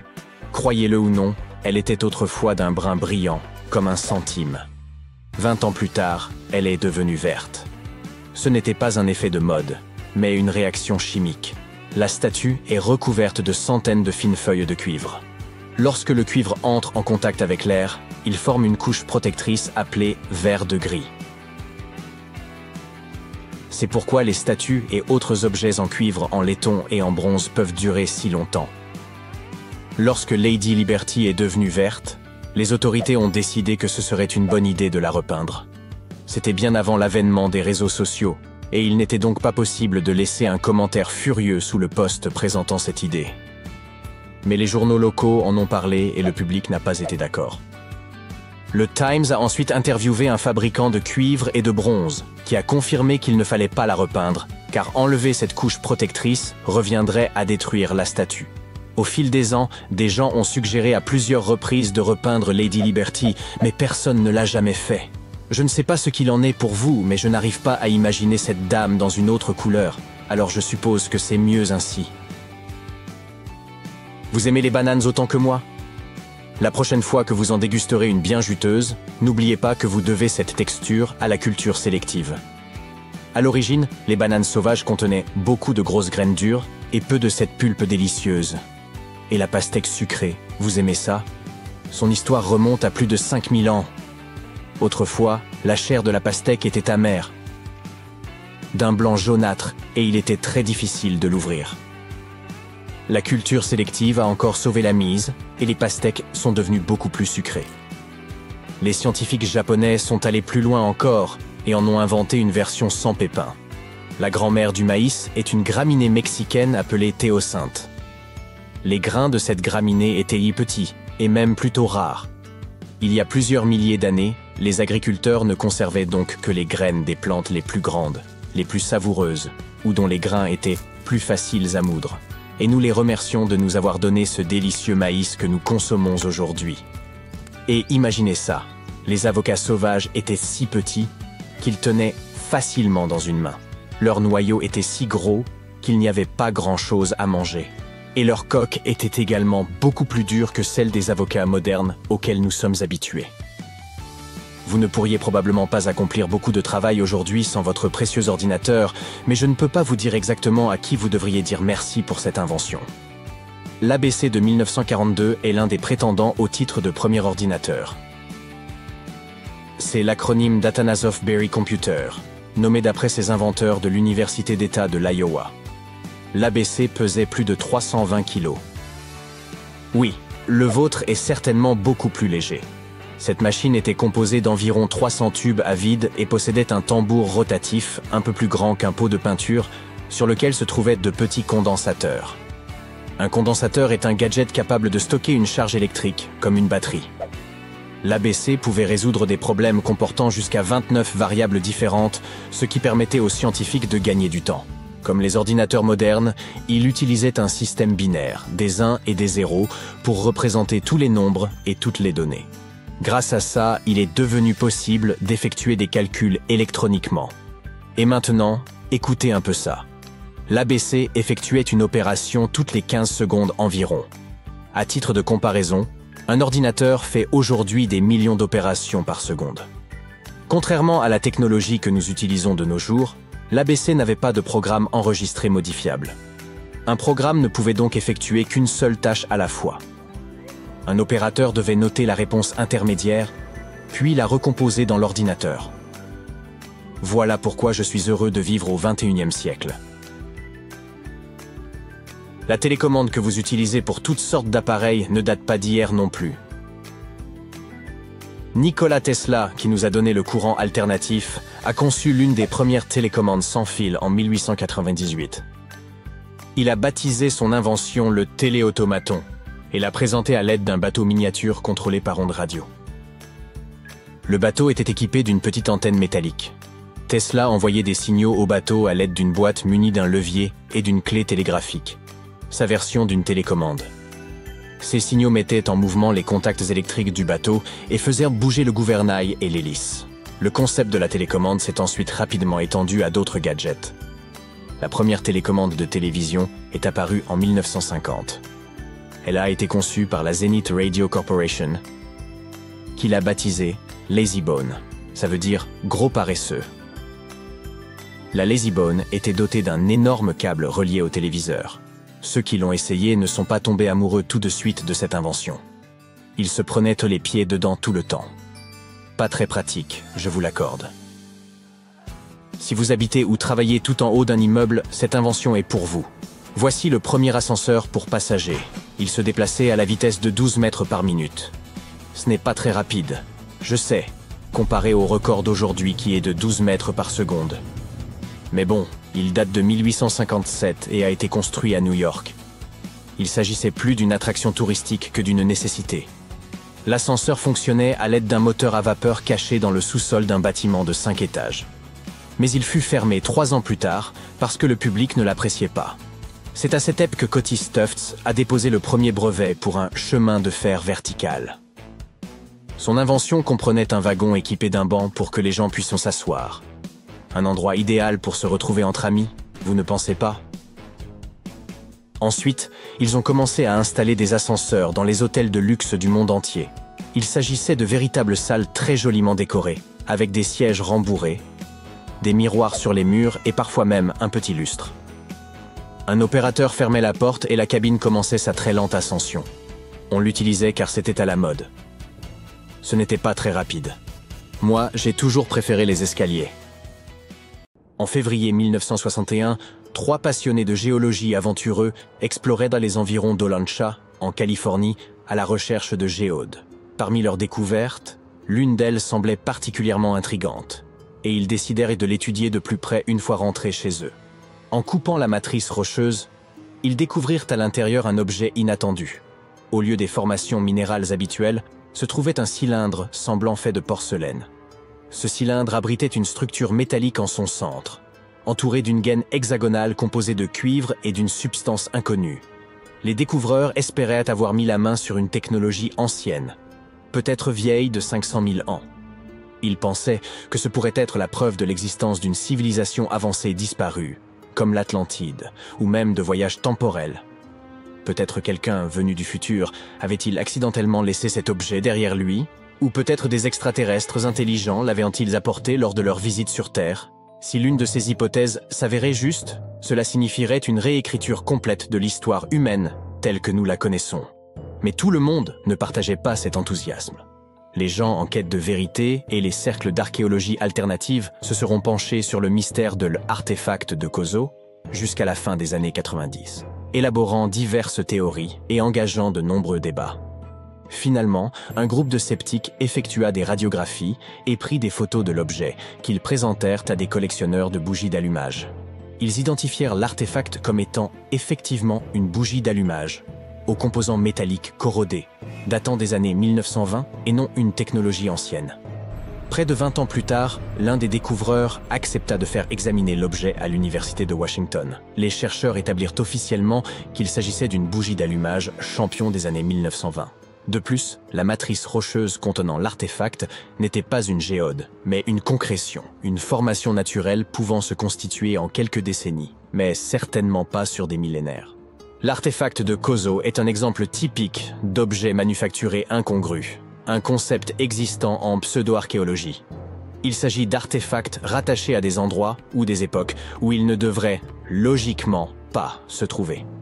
Ceux-ci semblent trop avancés pour la période où ils sont découverts, suggérant parfois une présence humaine là où elle n'était pas censée exister. La pile électrique de Bagdad constitue un autre exemple frappant de ce type d'artefact. Découverte dans les années 30 par un archéologue allemand, elle se compose d'un pot en argile, d'un cylindre en cuivre et d'une tige de fer traversant le couvercle du pot. Le sommet, bien qu'endommagé, avait probablement été scellé avec de l'asphalte. Son découvreur remarqua qu'elle contenait deux métaux différents et potentiellement un électrolyte, les éléments clés d'une batterie. Bien qu'aucun texte ancien ne corrobore cette hypothèse, les tests scientifiques effectués en la remplissant d'une solution ionique, comme du vinaigre ou du vin, démontrèrent qu'elle pouvait effectivement conduire de l'électricité.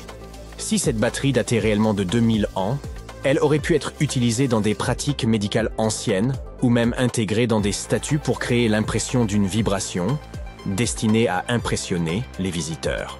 Wilhelm König, son découvreur, pensait qu'elle servait à la galvanoplastie, un procédé de revêtement des métaux. Même si elle fonctionnait comme une batterie, la pile de Bagdad ne pouvait produire qu'une infime quantité d'énergie, soit environ 1 volt. Certains pensent donc qu'elle servait plutôt de conteneur pour des rouleaux sacrés. Dans les années 30, un couple fit une découverte étrange lors d'une promenade le long de Red Creek à London, au Texas. Il s'agissait d'un morceau de bois dépassant d'une formation rocheuse apparemment ancienne. Une décennie plus tard, leur fils, intrigué par ce mystère, décida de briser la roche et découvrit à l'intérieur un marteau à l'aspect étonnamment moderne. Cette découverte retint l'attention de Carl Baugh, un créationniste jeune terre, qui prétendait que la roche entourant le marteau datait de la période du Crétacé. Il y voyait une preuve contredisant la théorie de l'évolution.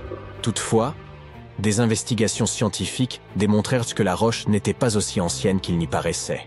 Les processus géologiques successifs avaient simplement enrobé ce marteau moderne au fil du temps. Ainsi, il ne s'agissait pas d'une preuve de la coexistence pierre à feu avec les dinosaures, comme certains l'espéraient, mais simplement d'un mineur ayant laissé tomber son marteau il y a des siècles, et de la nature ayant fait son œuvre. Un archéologue chinois aurait découvert des grottes semblant avoir servi de sépulture à de petits êtres aux grandes têtes ovales. À côté de leurs dépouilles, des peintures rupestres représentaient des figures portant des casques ronds, ainsi que le soleil, la lune, la terre et les étoiles, connectés par des groupes de petits points. On découvrit également plus de 700 disques de pierre mystérieux gravés de sillons en spirale. Les choses prirent une tournure encore plus étrange lorsque ces disques furent envoyés à un professeur chinois, qui affirma que ces sillons étaient en réalité des caractères écrits.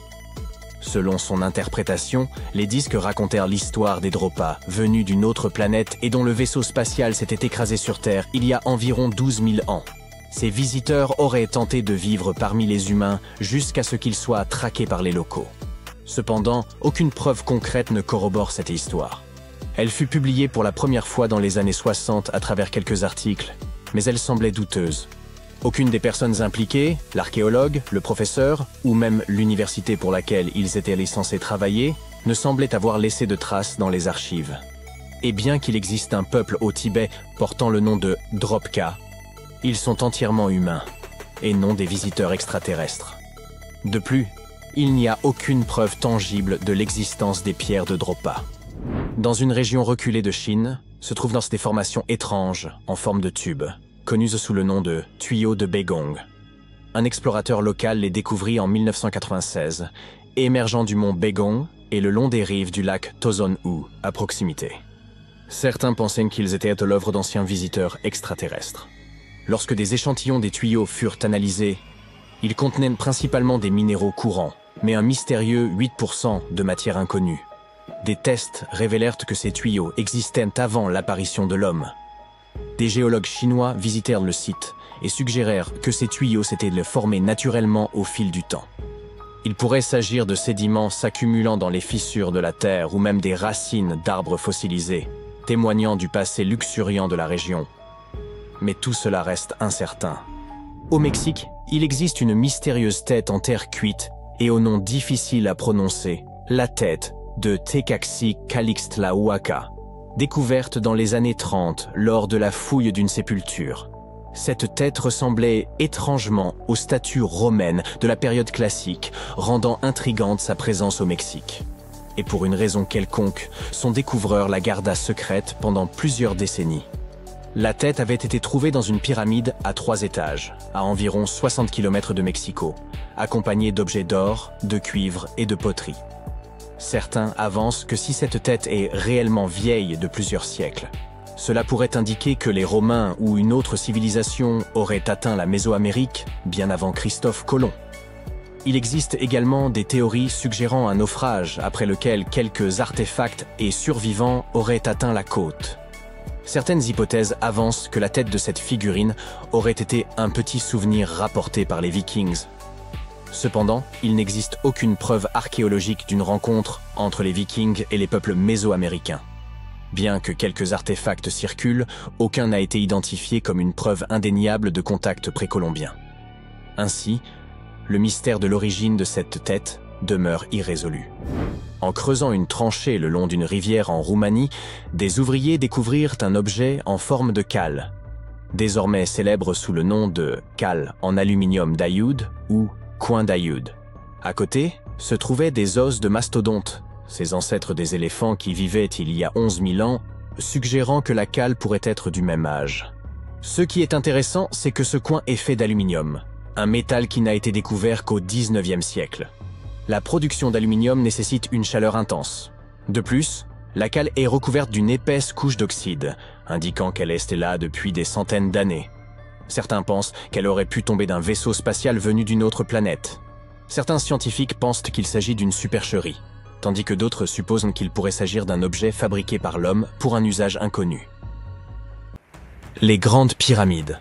Elles figurent parmi les 7 merveilles du monde antique et sont les seules à exister encore aujourd'hui. Saviez-vous que les pyramides de Gizeh n'étaient pourtant pas uniques en leur genre et qu'elles ne furent même pas les premières? Il y eut d'abord les moyennes pyramides, mais elles n'ont pas si bien marché. Bon, j'arrête de dire des sottises. Pour en revenir à notre histoire, dans l'Égypte ancienne, on croyait que les rois étaient choisis par les dieux pour servir sur terre en tant que médiateurs. Dans l'au-delà, ils étaient censés devenir eux-mêmes des dieux. Le complexe pyramidal fut donc construit pour que le roi dispose de tout ce dont il pourrait avoir besoin dans l'au-delà. Il y avait la pyramide, un palais et des temples. Le tombeau du roi, dans la pyramide, était rempli de tout le nécessaire, des meubles, de la nourriture et des objets d'or. En fait, la première pyramide a été construite 80 ans avant la première pyramide de Gizeh. Au total, il y en avait une centaine. Certaines ne furent pas achevées, car la construction prenait du temps, et tous les pharaons ne vivaient pas assez longtemps pour voir la fin des travaux. Parlons maintenant de la construction elle-même. La plus grande des pyramides de Gizeh est aussi haute qu'un immeuble de 40 étages. Comment diable ont-ils réussi à construire une structure aussi massive il y a 5000 ans, bien avant l'apparition des machines et autres équipements?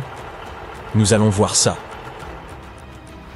Le pharaon Khéops est monté sur le trône vers 2575 avant notre ère, et son architecte a commencé la construction de la plus ancienne et de la plus grande des pyramides de Gizeh.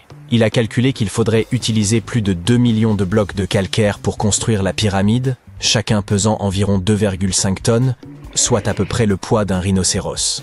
L'architecte voulait terminer la construction en 20 ans. Pour y parvenir, une pierre devait être transportée et placée toutes les 4 minutes, 24 heures sur 24, 7 jours sur 7 et 365 jours par an, sauf les années bissextiles. Il est donc évident qu'il fallut beaucoup d'ouvriers pour réaliser ce projet. Beaucoup pensent que ce sont des esclaves qui ont travaillé sur le chantier de la pyramide, mais ce n'est pas vrai. Des ouvriers sont venus de toute l'Égypte pour contribuer au chantier, soit environ 25 000 personnes. Les Égyptiens effectuaient toutes sortes de travaux, du travail manuel à la fabrication d'outils en passant par le travail administratif. Ils travaillaient tous environ 10 heures par jour, étaient logés et bien nourris, et menaient globalement une vie plus confortable que celle qu'un Égyptien moyen pouvait s'offrir à l'époque. On suppose qu'ils vivaient dans une ville provisoire située non loin et qu'ils formaient une communauté organisée dirigée par un chef puissant. Les pyramides semblent avoir été conçues pour s'aligner sur les points cardinaux et leurs côtés symbolisent les rayons du soleil. Mais à l'époque, il n'y avait pas de boussole. Les anciens Égyptiens calculaient eux-mêmes les directions, et ce avec une précision étonnante. Pour aligner les pyramides, ils utilisèrent 2 constellations. Le chantier était situé sur la rive ouest du Nil. Cela avait également une signification symbolique. Le soleil se couche à l'ouest, et la vie devait nécessairement en faire autant. La 2e pyramide de Gizeh fut construite pour le fils de Khéops, le pharaon Khéphren. Elle est un peu plus petite, mais c'est elle qui abrite la célèbre statue du Sphinx sans nez. Bien sûr, à l'origine, il avait un nez. Je vous raconterai bien ce qui lui est arrivé, mais c'est encore un mystère, personne ne le sait vraiment. Les sphinx ont un corps de lion et une tête d'homme. On les considérait comme les gardiens de lieux importants. Ce célèbre sphinx porte la tête du pharaon Khéphren et garde sa pyramide, face au soleil levant. Le sphinx est l'une des plus grandes et des plus anciennes statues du monde. À l'origine, il n'avait pas seulement un nez, il était aussi coloré. Les scientifiques ont découvert des traces de couleur rouge sur son visage. Il est donc fort probable que le sphinx ait été peint de cette couleur. Il y a également des traces de jaune et de bleu sur son corps. Une statue plutôt sympa. Jusqu'en 1800 environ, le sphinx était enterré jusqu'aux épaules, mais un aventurier accompagné d'une équipe de 160 hommes le déterra. Mais revenons à notre chantier. Les ouvriers avaient bien sûr besoin de blocs de pierre. Il y avait 2 endroits principaux où l'on pouvait s'en procurer. L'un d'eux se trouvait à proximité du site. Mais cette pierre jaune, tapissée de fossiles, ne convenait que pour l'intérieur de la pyramide. Les blocs de calcaire destinés à l'extérieur furent transportés sur 13 km grâce à des traîneaux de 2,5 mètres de long. Apparemment, il n'était pas trop difficile de les tirer. On mêlait de l'eau à la bonne quantité de sable, et ça glissait bien. 10 personnes suffisaient pour tirer un traîneau transportant une grosse pierre. Étonnamment, couper des blocs de calcaire n'était pas le plus difficile. Dans le sol, le calcaire est mou et peut être fendu assez facilement. Mais après avoir été exposé à l'air, il durcit. Le plus difficile fut donc de façonner tous ces blocs. Cette étape était cruciale, car la moindre imprécision pouvait entraîner l'effondrement de toute la pyramide. Bien, ces pierres calcaires étaient extraites, transportées sur un traîneau, façonnées. Et ensuite quoi? Comment les disposer? C'est encore un mystère. Les archéologues ont découvert les vestiges d'un système de rampes datant de l'époque de la construction des pyramides. Les historiens s'accordent donc à dire que les Égyptiens ont très probablement conçu un système unique pour déplacer et tirer ces énormes blocs. L'opinion la plus répandue est qu'il y avait plusieurs rampes autour de la pyramide. Il y avait probablement une rampe centrale avec 2 escaliers de chaque côté, construits directement sur les pierres de la pyramide. La rampe grandissait au fur et à mesure que la pyramide s'élevait. On pense que certains ouvriers gravissaient les escaliers en tirant des pierres sur des traîneaux de bois. Mais ce n'est qu'une hypothèse parmi d'autres. D'autres affirment que les rampes se trouvaient autour de la pyramide. D'autres encore qu'elles se trouvaient à l'intérieur. Peut-être que nous ne le saurons jamais, et que le mystère restera entier pour toujours. Le calcaire extérieur de la pyramide était poli avec du sable et de la pierre pour qu'il brille. Au sommet, il y avait un pyramidion en or et en argent, qui scintillait sur l'Égypte comme un 2e soleil. Voilà comment on occupait son temps il y a 5000 ans. Parlons maintenant de l'intérieur. Curieusement, il n'y a pas grand-chose à l'intérieur de la pyramide. En très grande partie, il s'agit de pierres massives, avec très peu d'espace ouvert. Mais jetons un coup d'œil rapide.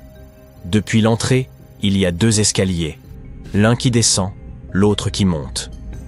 Ils nous mènent aux chambres. Il y en a 3 à l'intérieur. Pourquoi? Apparemment, Une chambre funéraire devait être toujours prête au cas où le pharaon aurait rendu l'âme avant la fin des travaux. À mesure que les travaux avançaient, d'autres chambres étaient reconstruites. La dernière était la principale, c'était la chambre du roi, celle où repose Khéops. C'est la plus grande pièce, au cœur de la pyramide, et un grand passage y mène. On l'utilisait probablement pour monter le granit, servant à décorer l'intérieur. On utilisa également du granit pour fabriquer 5 étages de poutres destinés à soutenir la structure. Et apparemment, ça a bien tenu étant donné que la pyramide est restée debout pendant des siècles. Malheureusement, aucune de ces chambres ne comporte de hiéroglyphes. Si vous voulez en voir, vous devez aller voir les tombes décorées situées près des pyramides. Ces œuvres sont des représentations de la culture et de la vie quotidienne de l'Égypte ancienne. Leurs textes permettent aux chercheurs d'étudier la langue et la grammaire. Les trésors qui se trouvaient autrefois dans les pyramides ont été emportés par des pilleurs. Il existe aussi de nombreux tunnels et passages secrets à l'intérieur des pyramides. Mais aujourd'hui encore, personne n'en connaît le plan complet. Cela fait des années que les scientifiques envoient des robots munis de caméras à l'intérieur. Mais il y a encore beaucoup de choses que nous ignorons. Aujourd'hui, ils se servent de rayons X pour scanner les pyramides de l'extérieur, sans entrer. Alors oui, les anciens Égyptiens ont bien créé un mystère que personne n'a réussi à percer en 5000 ans. Une découverte macabre a été faite en Égypte il y a quelques années. Vous voulez en savoir plus ? 16 mains humaines, soigneusement enterrées dans 4 fosses sinistres. À première vue, elles ne ressemblaient pas vraiment à des mains humaines, car elles étaient anormalement grandes. Mais c'étaient bien des mains d'hommes. Bizarrement, il n'y avait que des mains droites, aucune main gauche. Et nous avons découvert qu'un ancien rituel très sombre avait eu lieu à cet endroit. L'art et les contes de l'Égypte ancienne parlent d'une cérémonie au cours de laquelle les guerriers présentaient la main droite de leurs adversaires comme preuve de leur victoire et demandaient de l'or en échange. Les Égyptiens croyaient en une vie après la mort, et couper la main de quelqu'un revenait à lui ôter son pouvoir pour l'éternité. S'assurer ce type de victoire était intéressant pour les guerriers. Dans le cas qui nous occupe, le combat avait opposé les Égyptiens aux Hyksos, qui vivaient dans ce qui s'appelait autrefois Canaan. L'Égypte a souvent été le théâtre de découvertes qui ont marqué l'histoire. Et il y a quelque temps, ce papyrus a été retrouvé. Quand on le déploie, il est un peu plus grand qu'un gratte-ciel. Le plus petit gratte-ciel du monde, d'accord. Celui de Wichita Falls, au Texas. À l'époque, les humains n'écrivaient pas sur leur téléphone, ils écrivaient sur cette chose, fabriquée à partir de la moelle du souchet papyrus. Il y a environ 2000 ans, les anciens Égyptiens ont composé quelque chose qui ressemble à un livre. Ils y ont décrit la plupart de leurs traditions funéraires et leur vision de l'au-delà. Ce manuscrit est considéré comme l'un des textes les plus importants de l'Égypte ancienne et il est encore vendu en librairie à ce jour. Il a été exhumé d'une chambre située juste au sud de la pyramide de Djeser, à Saqqara. Eh oui, Djeser est la pyramide la plus ancienne d'Égypte. Ce ne sont pas celles de Gizeh, comme le pensent la plupart des gens. Récemment, le site de Saqqara a été pris d'assaut par des archéologues super enthousiastes qui ont trouvé l'une des plus anciennes momies intactes d'Égypte.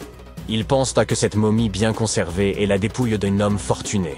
Elle a été découverte dans un puits profond, recouverte de plusieurs couches de feuilles d'or. De nombreux symboles montrent qu'il s'agissait d'un homme important et riche, comme le bandeau qu'il porte sur la tête, le bracelet sur sa poitrine et le fait qu'il ait été embaumé avec une tunique, ce qui était réservé à la fine fleur de l'Égypte. Mais le plus cool dans cette découverte, c'est que le lieu de repos était toujours scellé au mortier, soit dans l'état dans lequel les Égyptiens l'avaient laissé il y a 4300 ans. Cela peut paraître étrange, mais en 2008, des archéologues ont découvert une pyramide manquante. Elle a disparu parce qu'elle s'est tout simplement détériorée en l'espace de 4000 ans. Aujourd'hui, on ne voit plus que sa base. C'était un site très important dans l'Antiquité. On dit qu'autour de la pyramide, les anciens organisaient une cérémonie très particulière, au cours de laquelle les grands prêtres portaient les restes momifiés de taureaux sacrés. Voici un fait amusant. Les anciens Égyptiens croyaient que les taureaux étaient des incarnations terrestres de la divinité de la ville de Memphis et qu'ils étaient liés au rite de fertilité. Mais il ne s'agissait pas de n'importe quel taureau.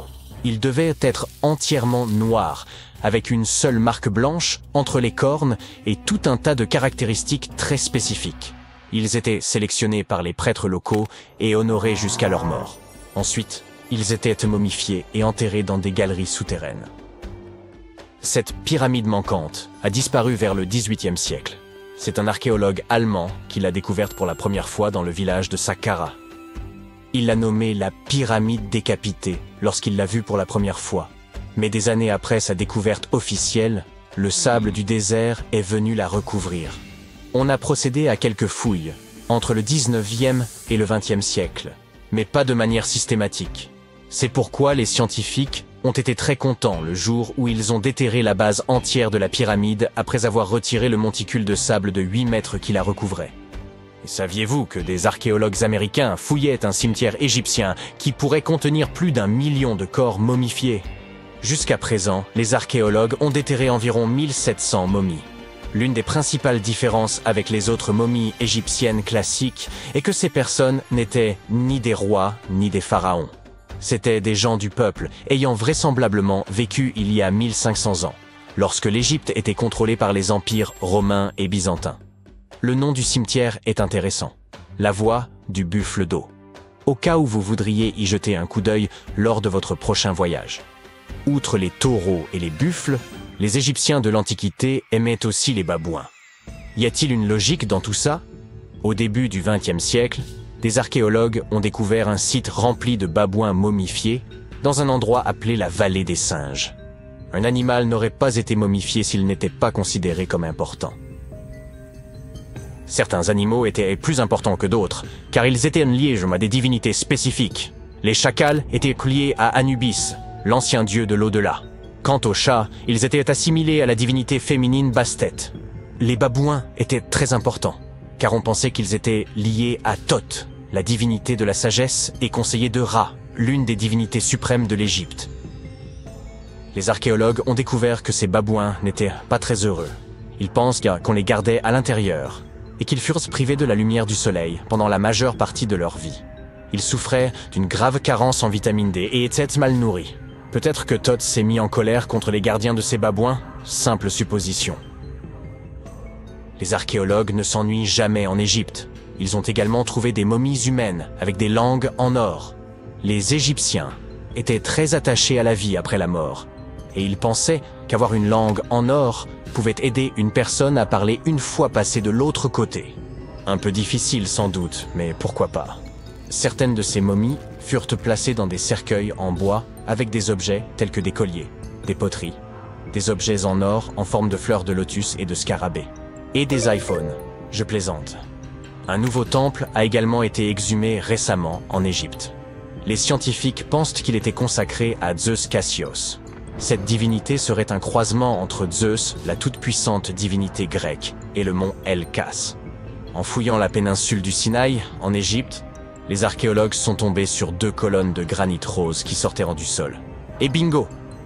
Ils pensent que ces colonnes représentaient la porte d'entrée du temple et qu'elles se sont effondrées lors d'un tremblement de terre il y a de nombreuses années.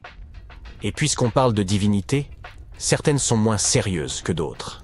Récemment, des scientifiques ont déterré un anneau d'or dans une ville située au sud du Caire. Non, Frodon, il n'est pas magique. Il s'agit d'un anneau en or, tout ce qu'il y a de plus normal, sauf qu'il est orné de la figure de la divinité de l'amusement, qu'on appelle Bès. Cette divinité est souvent décrite dans les textes sacrés comme un joyeux nain joufflu. Aujourd'hui, nombreux sont les tatouages dépourvus de signification et réalisés à des fins purement esthétiques. Dans l'Égypte ancienne, cependant, les femmes se faisaient tatouer afin d'être protégées au moment d'accoucher. C'est du moins ce que pensent les scientifiques. Dans la région du Nil, des chercheurs ont trouvé des momies dont les tatouages étaient bien conservés, ce qui est tout rare, car la peau se détériore très facilement. 2 de ces femmes s'étaient fait tatouer le bas du dos et les dessins étaient simples. Il y avait surtout des images, dont celle du nain joufflu dont nous venons de parler, Bès. Protéger les femmes lors de leur accouchement était donc apparemment son hobby. Me croiriez-vous si je vous disais que les anciens Égyptiens ont inventé les robots? Non. En effet, ce n'est pas tout à fait vrai. Bien sûr, c'étaient des astronomes, des mathématiciens et des ingénieurs. Mais ils sont également les auteurs d'une invention farfelue, une divinité automatisée que les scientifiques appellent Hathor. Cette statue en bois se trouvait depuis des années au Metropolitan Museum of Art, jusqu'à ce que quelqu'un remarque qu'elle avait un secret. À l'aide d'un scanner à rayon X, les spécialistes ont découvert un système mécanique à l'intérieur de la statue. L'axe en forme de poulie va de l'épaule de la statue à sa jambe gauche. Lorsque le système tourne, la statue lève et abaisse sa main, comme pour dire bonjour. Il fait nuit, et tu t'apprêtes à pénétrer dans la dernière demeure du pharaon Toutankhamon.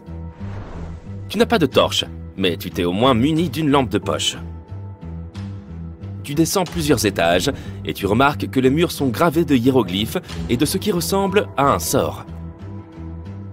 Le sort dit « Ceux qui emporteront quoi que ce soit de cet endroit seront maudits ». Même si tu n'y crois pas vraiment, ça te fait un peu peur. Tu trouves une énorme porte en pierre. Est-ce un piège?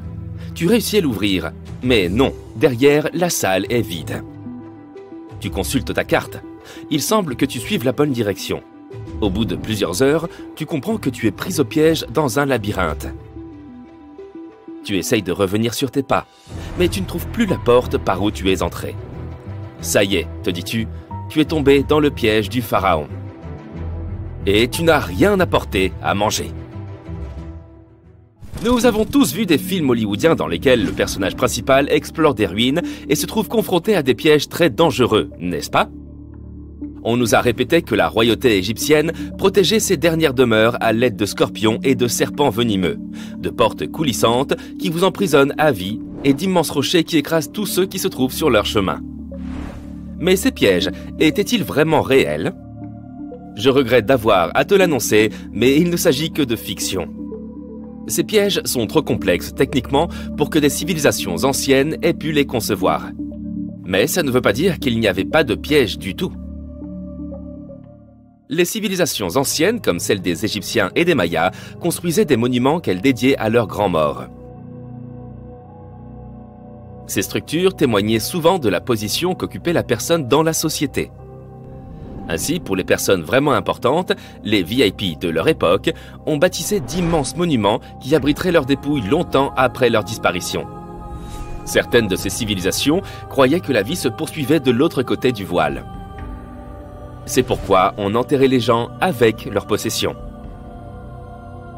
S'ils étaient riches et puissants, les sépultures étaient remplies d'or et de richesses. Imagine maintenant que tu vives en Égypte ancienne. Tu sais exactement où se trouvent tous les tombeaux des pharaons et tu as entendu des rumeurs sur les grandes richesses conservées dans ces lieux. Peut-être serais-tu tenté d'aller y jeter un coup d'œil? Il s'agit de grandes salles remplies du sol au plafond d'objets d'or, de bijoux et même d'argent. C'est vrai, c'est tentant. Et comme il n'y avait pas de gardien pour protéger l'entrée de ces lieux, les Égyptiens devaient faire preuve d'imagination pour préserver ces trésors. Les pièges étaient une solution très pratique. On construisait par exemple des salles vides à l'intérieur des monuments afin de confondre les voleurs. Examinons la dernière demeure d'Amenhotep III. Elle fut construite dans la ville de Luxor, dans un wadi secondaire de la vallée des rois. Deux ingénieurs français ont découvert le monument entre 1905 et 1914. Cette structure est immense et comporte plus de 10 salles reliées entre elles par de longs couloirs et de raides escaliers. La salle du roi est la mieux dissimulée et avant de la trouver, un étranger sera perdu plusieurs fois dans ce sombre dédale.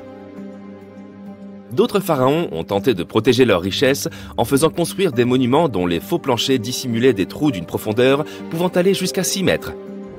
Les visiteurs indésirables étaient ainsi découragés dans leurs recherches en voyant s'ouvrir le sol en chemin vers la chambre du roi. Outre les faux planchers, ils excellaient à construire de véritables labyrinthes de couloirs et de fausses murailles. Et les voleurs pouvaient mettre des heures avant de trouver la riche sépulture. Quant aux serpents venimeux, il est probable qu'ils soient venus d'eux-mêmes s'installer dans les fosses de ces monuments. Et sans doute ne restaient-ils pas très longtemps. Comment ces reptiles auraient-ils pu survivre des années durant sans nourriture dans cet obscur intérieur? Oui, il s'agit donc bien encore d'une légende inventée par Hollywood. Si ces pièges te paraissaient ennuyeux, les archéologues ont trouvé un moyen de dissuasion intéressant dans la dernière demeure de la Reine Rouge de Palenque, au Mexique. Palenque était l'une des puissantes cités mayas du Mexique précolombien. On pense que la Reine Rouge était la grand-mère du dernier roi maya. Sans aucun doute, une personne d'une grande importance pour l'Empire. En son honneur, un immense monument fut construit pour conserver son corps après sa mort. La découverte de la tombe elle-même a été un véritable événement. Les archéologues ont trouvé un ancien monument en creusant sur le site en 1994. Ils ont d'abord vu une salle avec une porte cachée. Une fois la porte ouverte, ils ont découvert un long couloir. Enfin, au bout de ce couloir, se trouvait la chambre de la reine. Les archéologues étaient impatients de mettre au jour cette salle contenant la momie de la reine. Elle était entourée de perles, de coquillages de jade et de pierres précieuses. Mais en explorant les vestiges, l'équipe a remarqué quelque chose d'assez étrange. La pièce était couverte de poudre rouge. Les chercheurs connaissaient l'importance de cette couleur pour le peuple maya et savaient qu'ils s'en servaient pour décorer leurs vêtements et leurs bâtiments. Mais ils ne comprenaient pas la présence de cette substance inconnue dans la sépulture de la reine. Après en avoir rapporté un échantillon pour une analyse approfondie, ils ont découvert que cette poudre était du cinabre, un minéral très nocif. Cette poudre, lorsqu'elle est inhalée, peut causer de graves dommages à la santé d'une personne. L'équipe a conclu qu'il ne pouvait s'agir que d'un piège pour ceux qui tenteraient de s'emparer de ces richesses. Les poudres toxiques sont peut-être les pièges les plus efficaces que nous ayons vus jusqu'à présent. Mais le moyen le moins onéreux d'éloigner les visiteurs indésirables était peut-être d'inscrire des sortilèges sur les surfaces des monuments.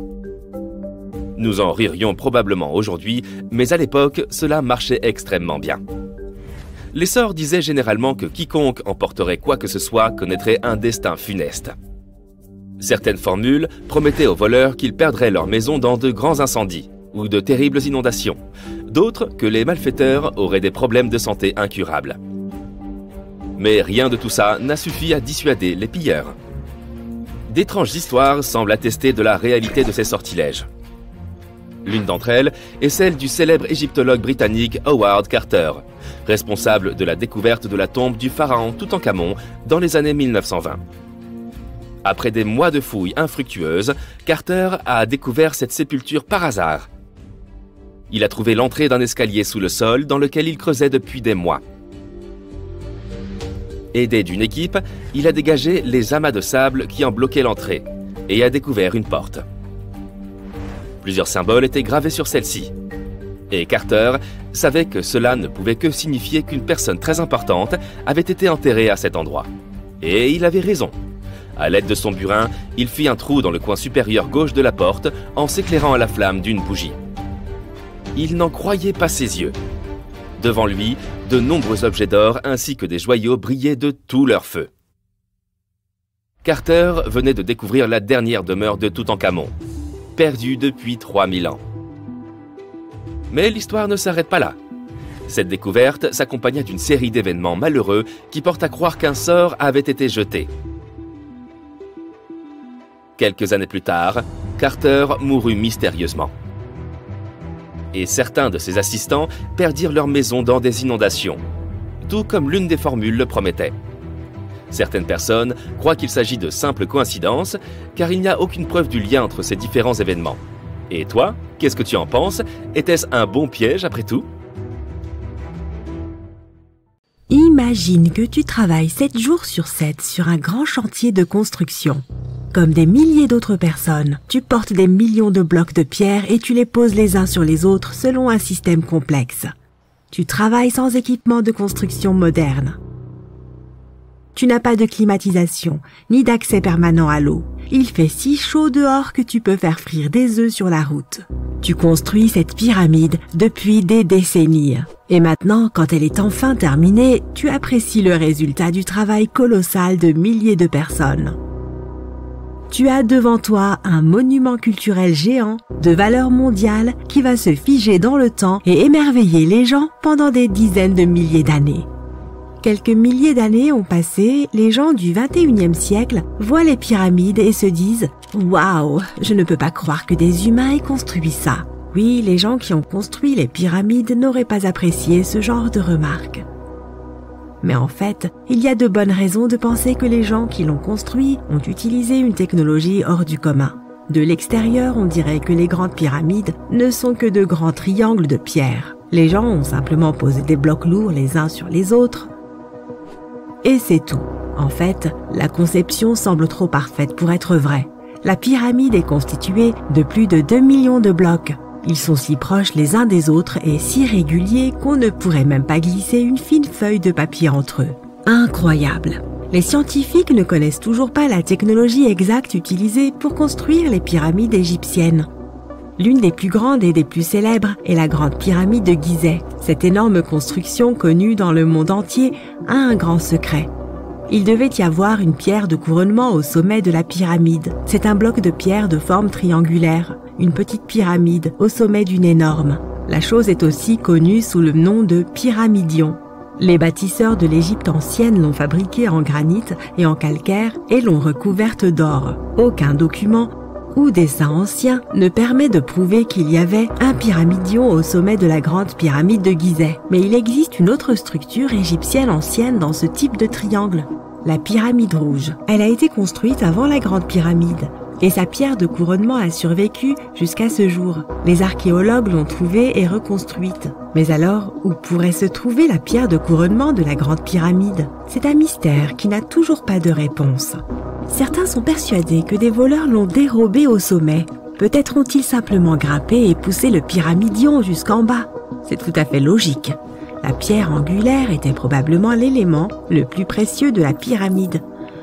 De nombreux scientifiques et archéologues ne connaissent toujours pas sa fonction exacte. Certains pensent que ce sommet recouvert d'or glorifiait les pharaons. La nuit, la pierre de couronnement reflétait la lumière de la lune et illuminait tout l'espace qui l'entourait. Pendant la journée, cette pierre reflétait la lumière du soleil avec sa surface brillante. On pouvait la voir de loin. Le sommet de la pyramide était une sorte d'étoile guide pour les voyageurs perdus. Tous les autres blocs de pierre de la pyramide sont constitués de calcaire.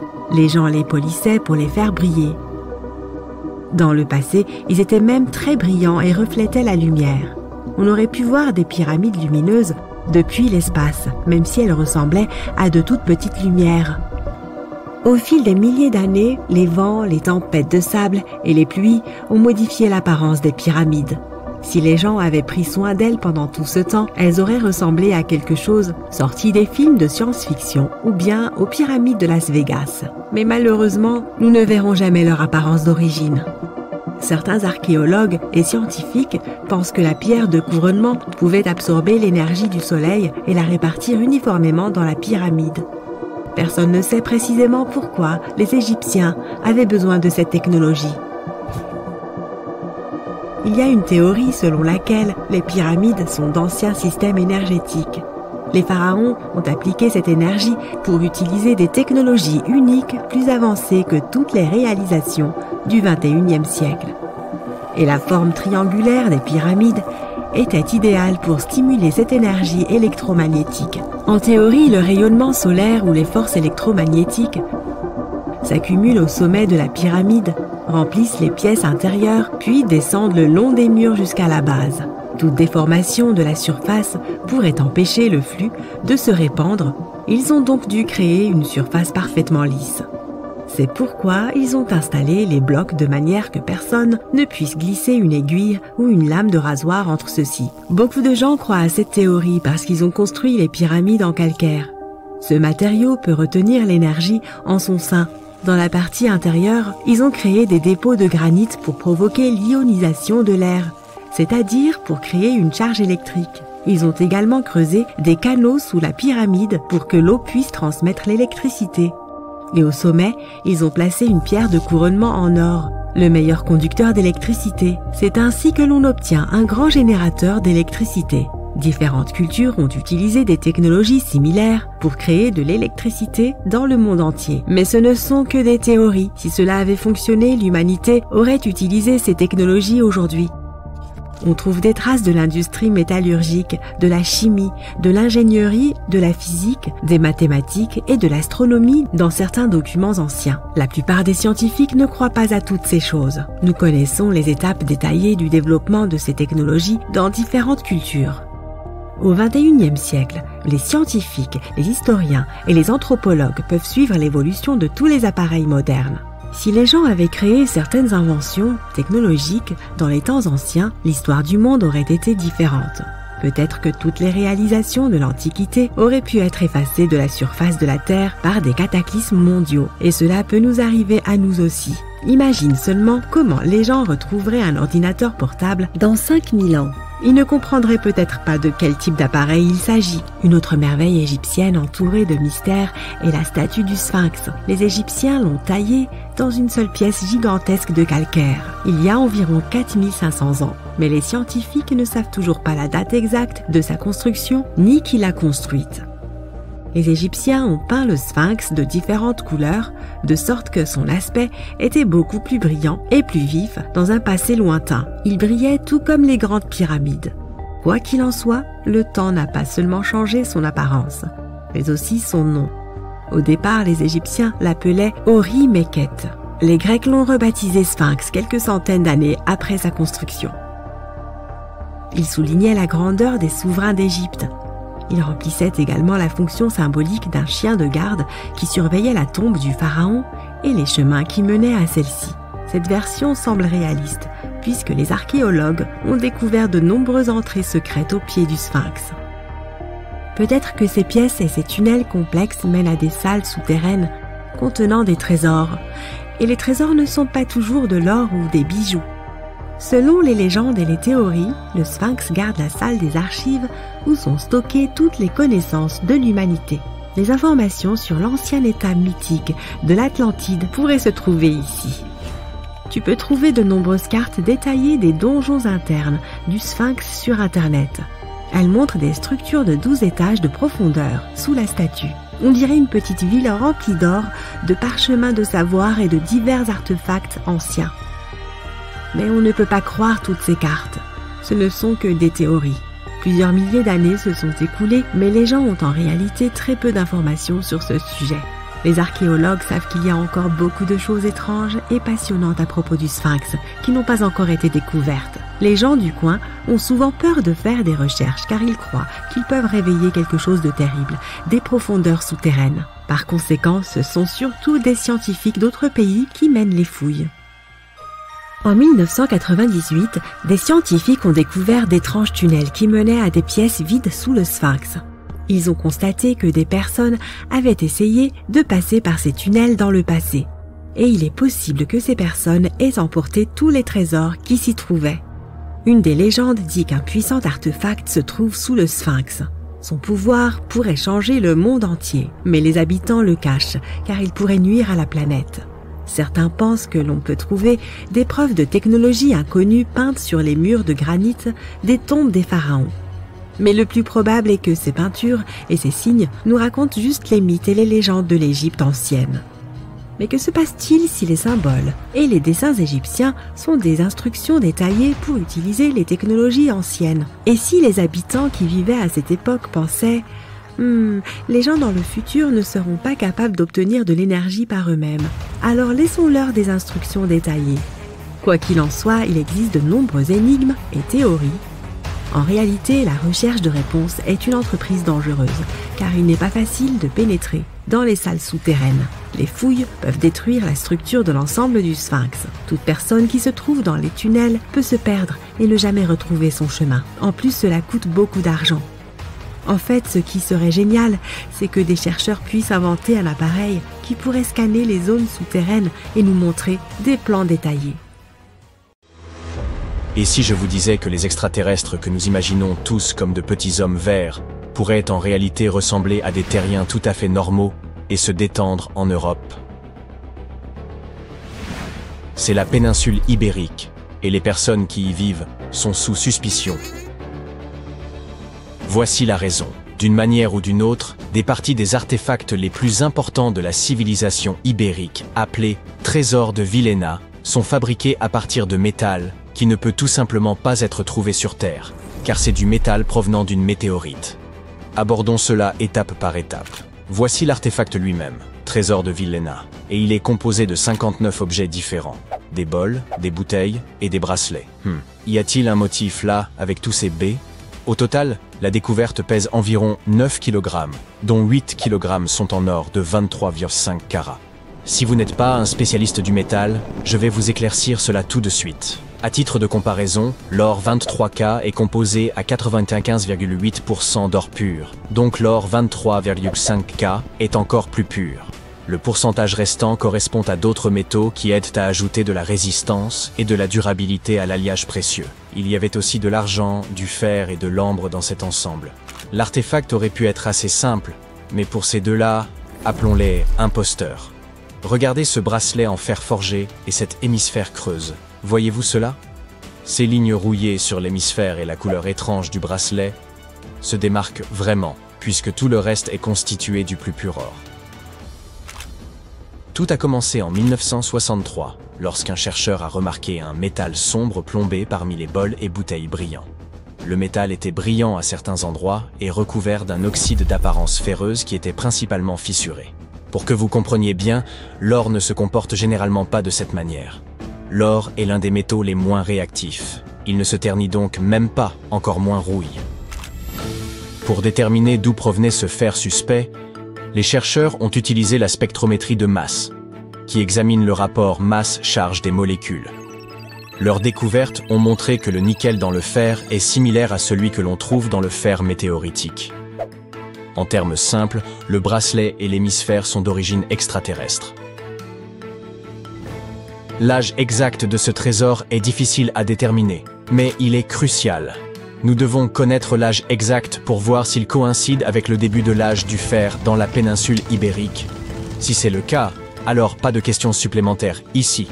Mais si ça ne l'est pas, eh bien c'est pour le moins étrange, sinon suspect. Donc, il existe ce système des 3 âges. Il se compose de l'âge de la pierre, puis de l'âge du bronze, et enfin de l'âge du fer. L'âge de la pierre n'est pas important ici. Comparons les âges du bronze et du fer. L'âge du bronze a commencé lorsque l'on s'est rendu compte que la combinaison du cuivre et de l'étain produisait un matériau plus durable que chacun de ces métaux pris séparément. Cette ère était entièrement consacrée à de grandes améliorations des outils et des armes. Mais 2 inventions majeures se sont distinguées, les systèmes d'écriture et la roue. Puis vint l'âge du fer. Cette période était entièrement consacrée à l'introduction progressive du fer dans la vie quotidienne. Le fer était beaucoup plus facile à modeler en designs astucieux que le bronze. C'était important parce que le fer, surtout lorsqu'il était transformé en acier, apportait des améliorations significatives dans tous les aspects de la vie. Les outils devenaient plus légers, moins chers et plus résistants par rapport à leurs équivalents en bronze.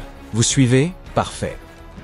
Ainsi, les chercheurs ont longtemps débattu de savoir si le trésor remonte à l'ère post-argarique ou à la dernière partie de l'âge du bronze.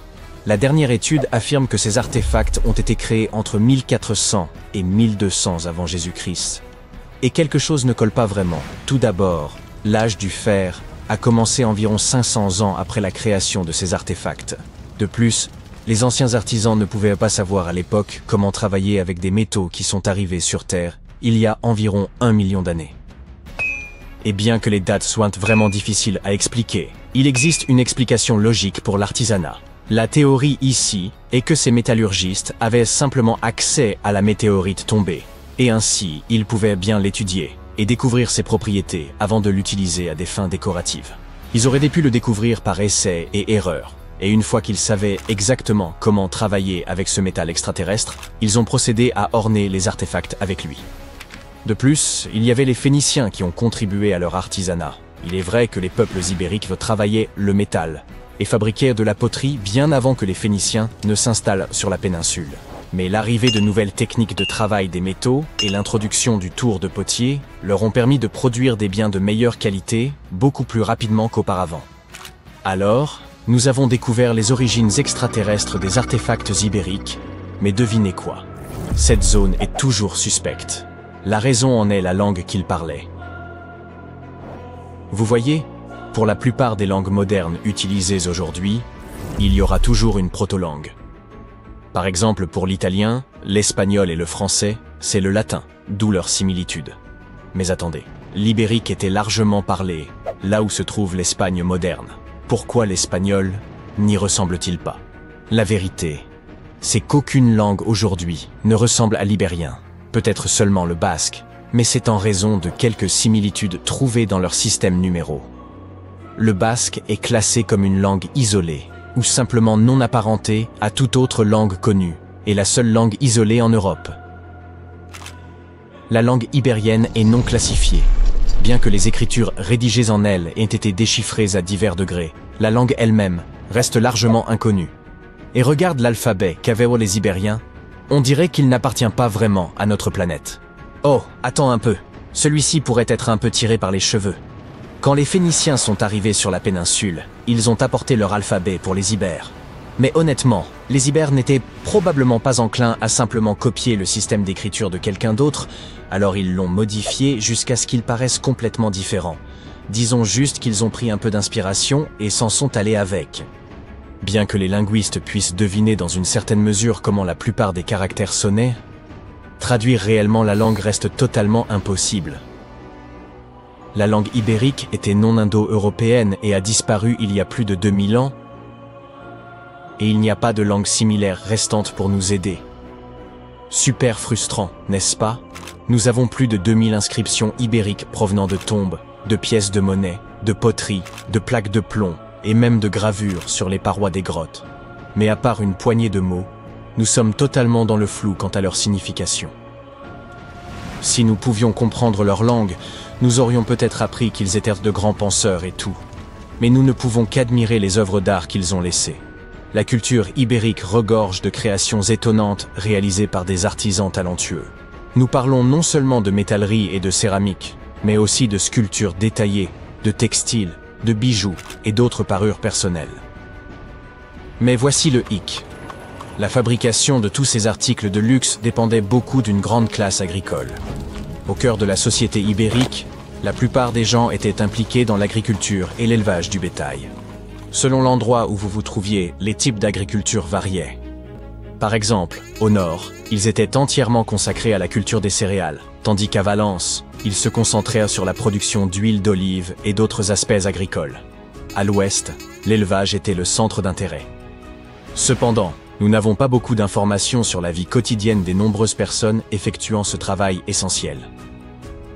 À l'inverse, nous en savons beaucoup sur la classe supérieure de la société ibérique qui contrôlait ses ressources agricoles et engageait les artisans. Dès le 7e siècle avant notre ère, nous commençons à observer un groupe de princes ibériques qui vivaient une vie de luxe, commerçaient avec les Phéniciens et profitaient d'objets de luxe sophistiqués. Vous pouvez reconnaître cette classe d'élite à travers leurs pratiques funéraires. La crémation était la méthode privilégiée pour les funérailles parmi les Ibères, et les individus riches étaient souvent trouvés dans les cimetières avec toutes sortes de biens somptueux et de sculptures funéraires qui nous donnent un aperçu de la mode et des coiffures des riches.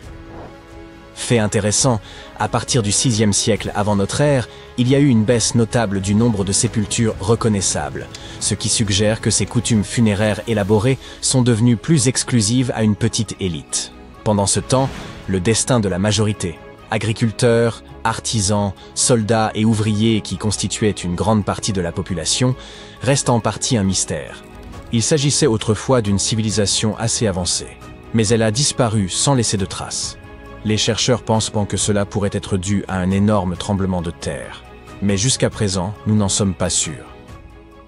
En 1850, l'égyptologue français Auguste Mariette se rendit sur la terre des pharaons en quête de manuscrits, mais tomba par hasard sur une tête de sphinx qui émergeait des dunes. Après avoir dégagé le sable, il comprit que ce sphinx marquait l'entrée d'une structure souterraine. Quelques mois plus tard, il pénétra finalement dans le Sérapéum de Saqqara. À l'intérieur, il découvrit un gigantesque sarcophage en granit contenant les restes de 64 taureaux. Les scientifiques restent émerveillés par la technologie qu'utilisèrent les anciens Égyptiens pour déplacer ces immenses blocs. Le Sérapéum, construit vers 3000 ans avant notre ère, était une sépulture souterraine dédiée au taureau sacré Apis, vénéré dans l'Égypte ancienne. Il comportait un long corridor de près de 150 mètres, bordé de vastes salles de pierre.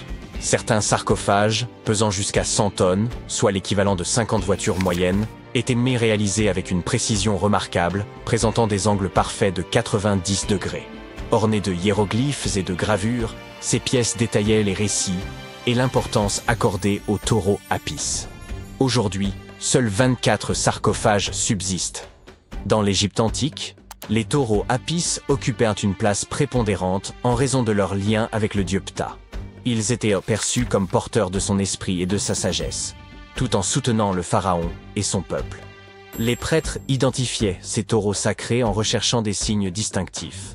Un triangle blanc sur le front, symbole de lumière divine, une marque dorsale évoquant l'aile d'un vautour, et une forme de scarabée sous la langue, associée à la réincarnation. Lorsqu'un taureau portait ces marques, il était considéré comme élu par Ptah et traité avec vénération. Ces animaux vivèrent dans un temple dédié à Memphis, ville où l'on honorait Ptah, et bénéficièrent des soins les plus attentifs, ainsi que d'offrandes de visiteurs désireux de recevoir leur bénédiction. À leur mort, les taureaux Apis étaient momifiés et honorés avec la plus grande solennité. Lorsque Mariette pénétra dans le Sérapéum, il observa des traces de rouleaux sur le sol des galeries et découvrit 2 treuils horizontaux en bois, chacun muni de 8 leviers. Par la suite, d'autres explorateurs signalèrent la présence de doubles rails.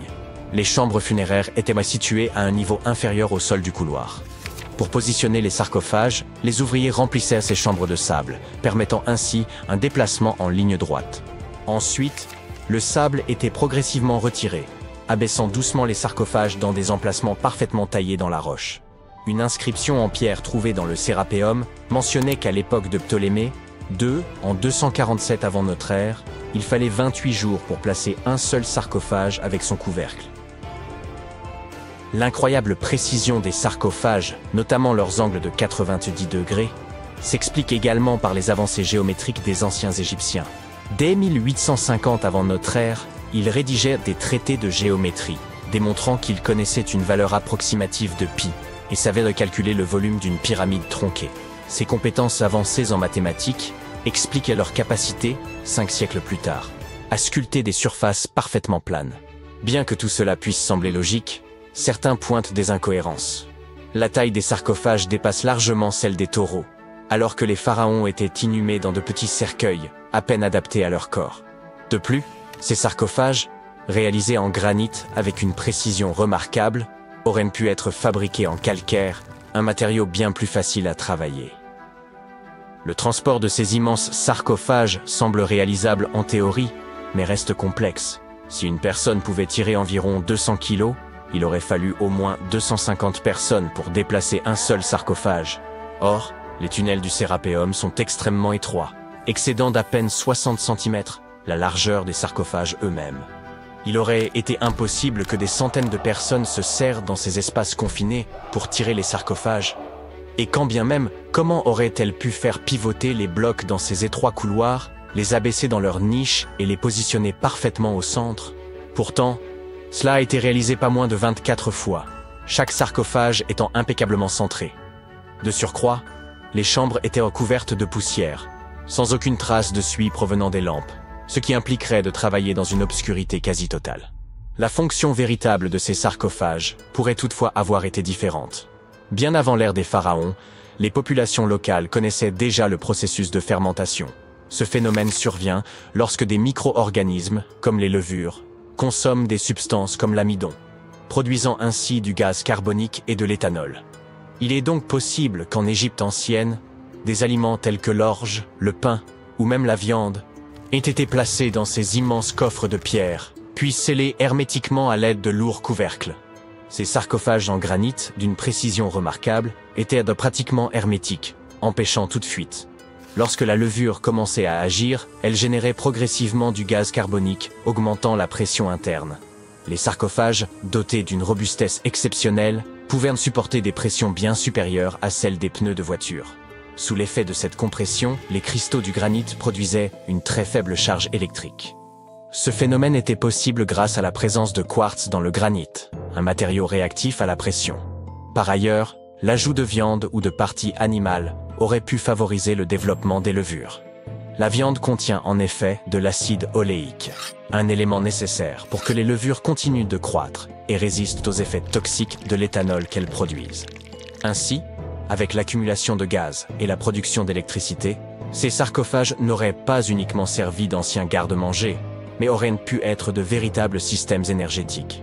Au fil du temps, la pression interne devenait si élevée qu'elle pouvait repousser le couvercle, libérant le gaz avec un bruit sec.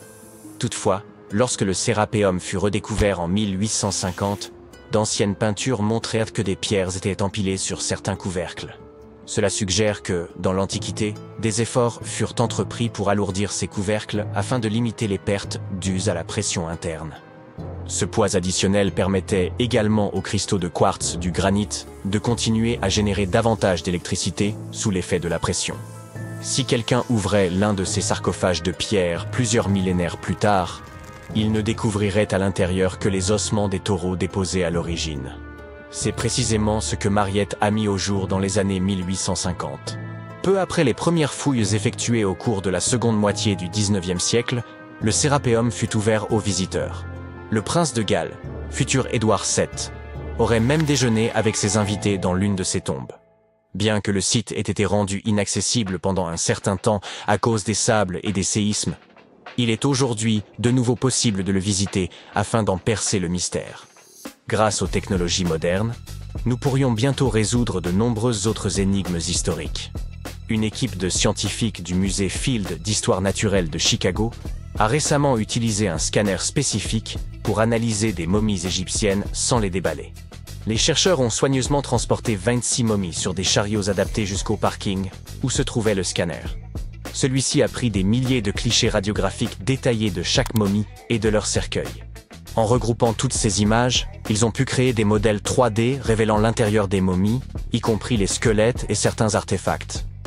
Ces images devraient permettre aux archéologues de mieux comprendre les pratiques funéraires égyptiennes, remontant à plus de 3000 ans. Bien que la phase de numérisation ait été réalisée en seulement 4 jours, l'analyse complète des données pourrait prendre jusqu'à 3 ans. Les chercheurs ont néanmoins déjà pu découvrir quelques détails personnels sur certaines momies. L'une des figures momifiées les plus célèbres du musée est Chenet Aa, une aristocrate ayant vécu dans l'Égypte ancienne il y a environ 3000 ans. Elle serait décédée à la fin de sa trentaine ou au début de sa quarantaine. Les embaumeurs avaient inséré du rembourrage dans son cou pour éviter qu'il ne s'affaisse, garantissant ainsi que son corps demeure intact à travers les âges. Ils avaient également placé des yeux artificiels dans ses orbites afin qu'elle conserve une apparence complète dans l'au-delà. Elle avait été enveloppée dans un lin de raffiné et placée dans un cercueil richement décoré. Les scans ont révélé que ce dernier comportait une fente à l'arrière, utilisée par les embaumeurs pour ajuster le corps, ainsi que des détails artistiques, tels que des marques indiquant la position de ses genoux. Son enterrement semblait comparable, en termes de sophistication, à la conception d'une voiture haut de gamme.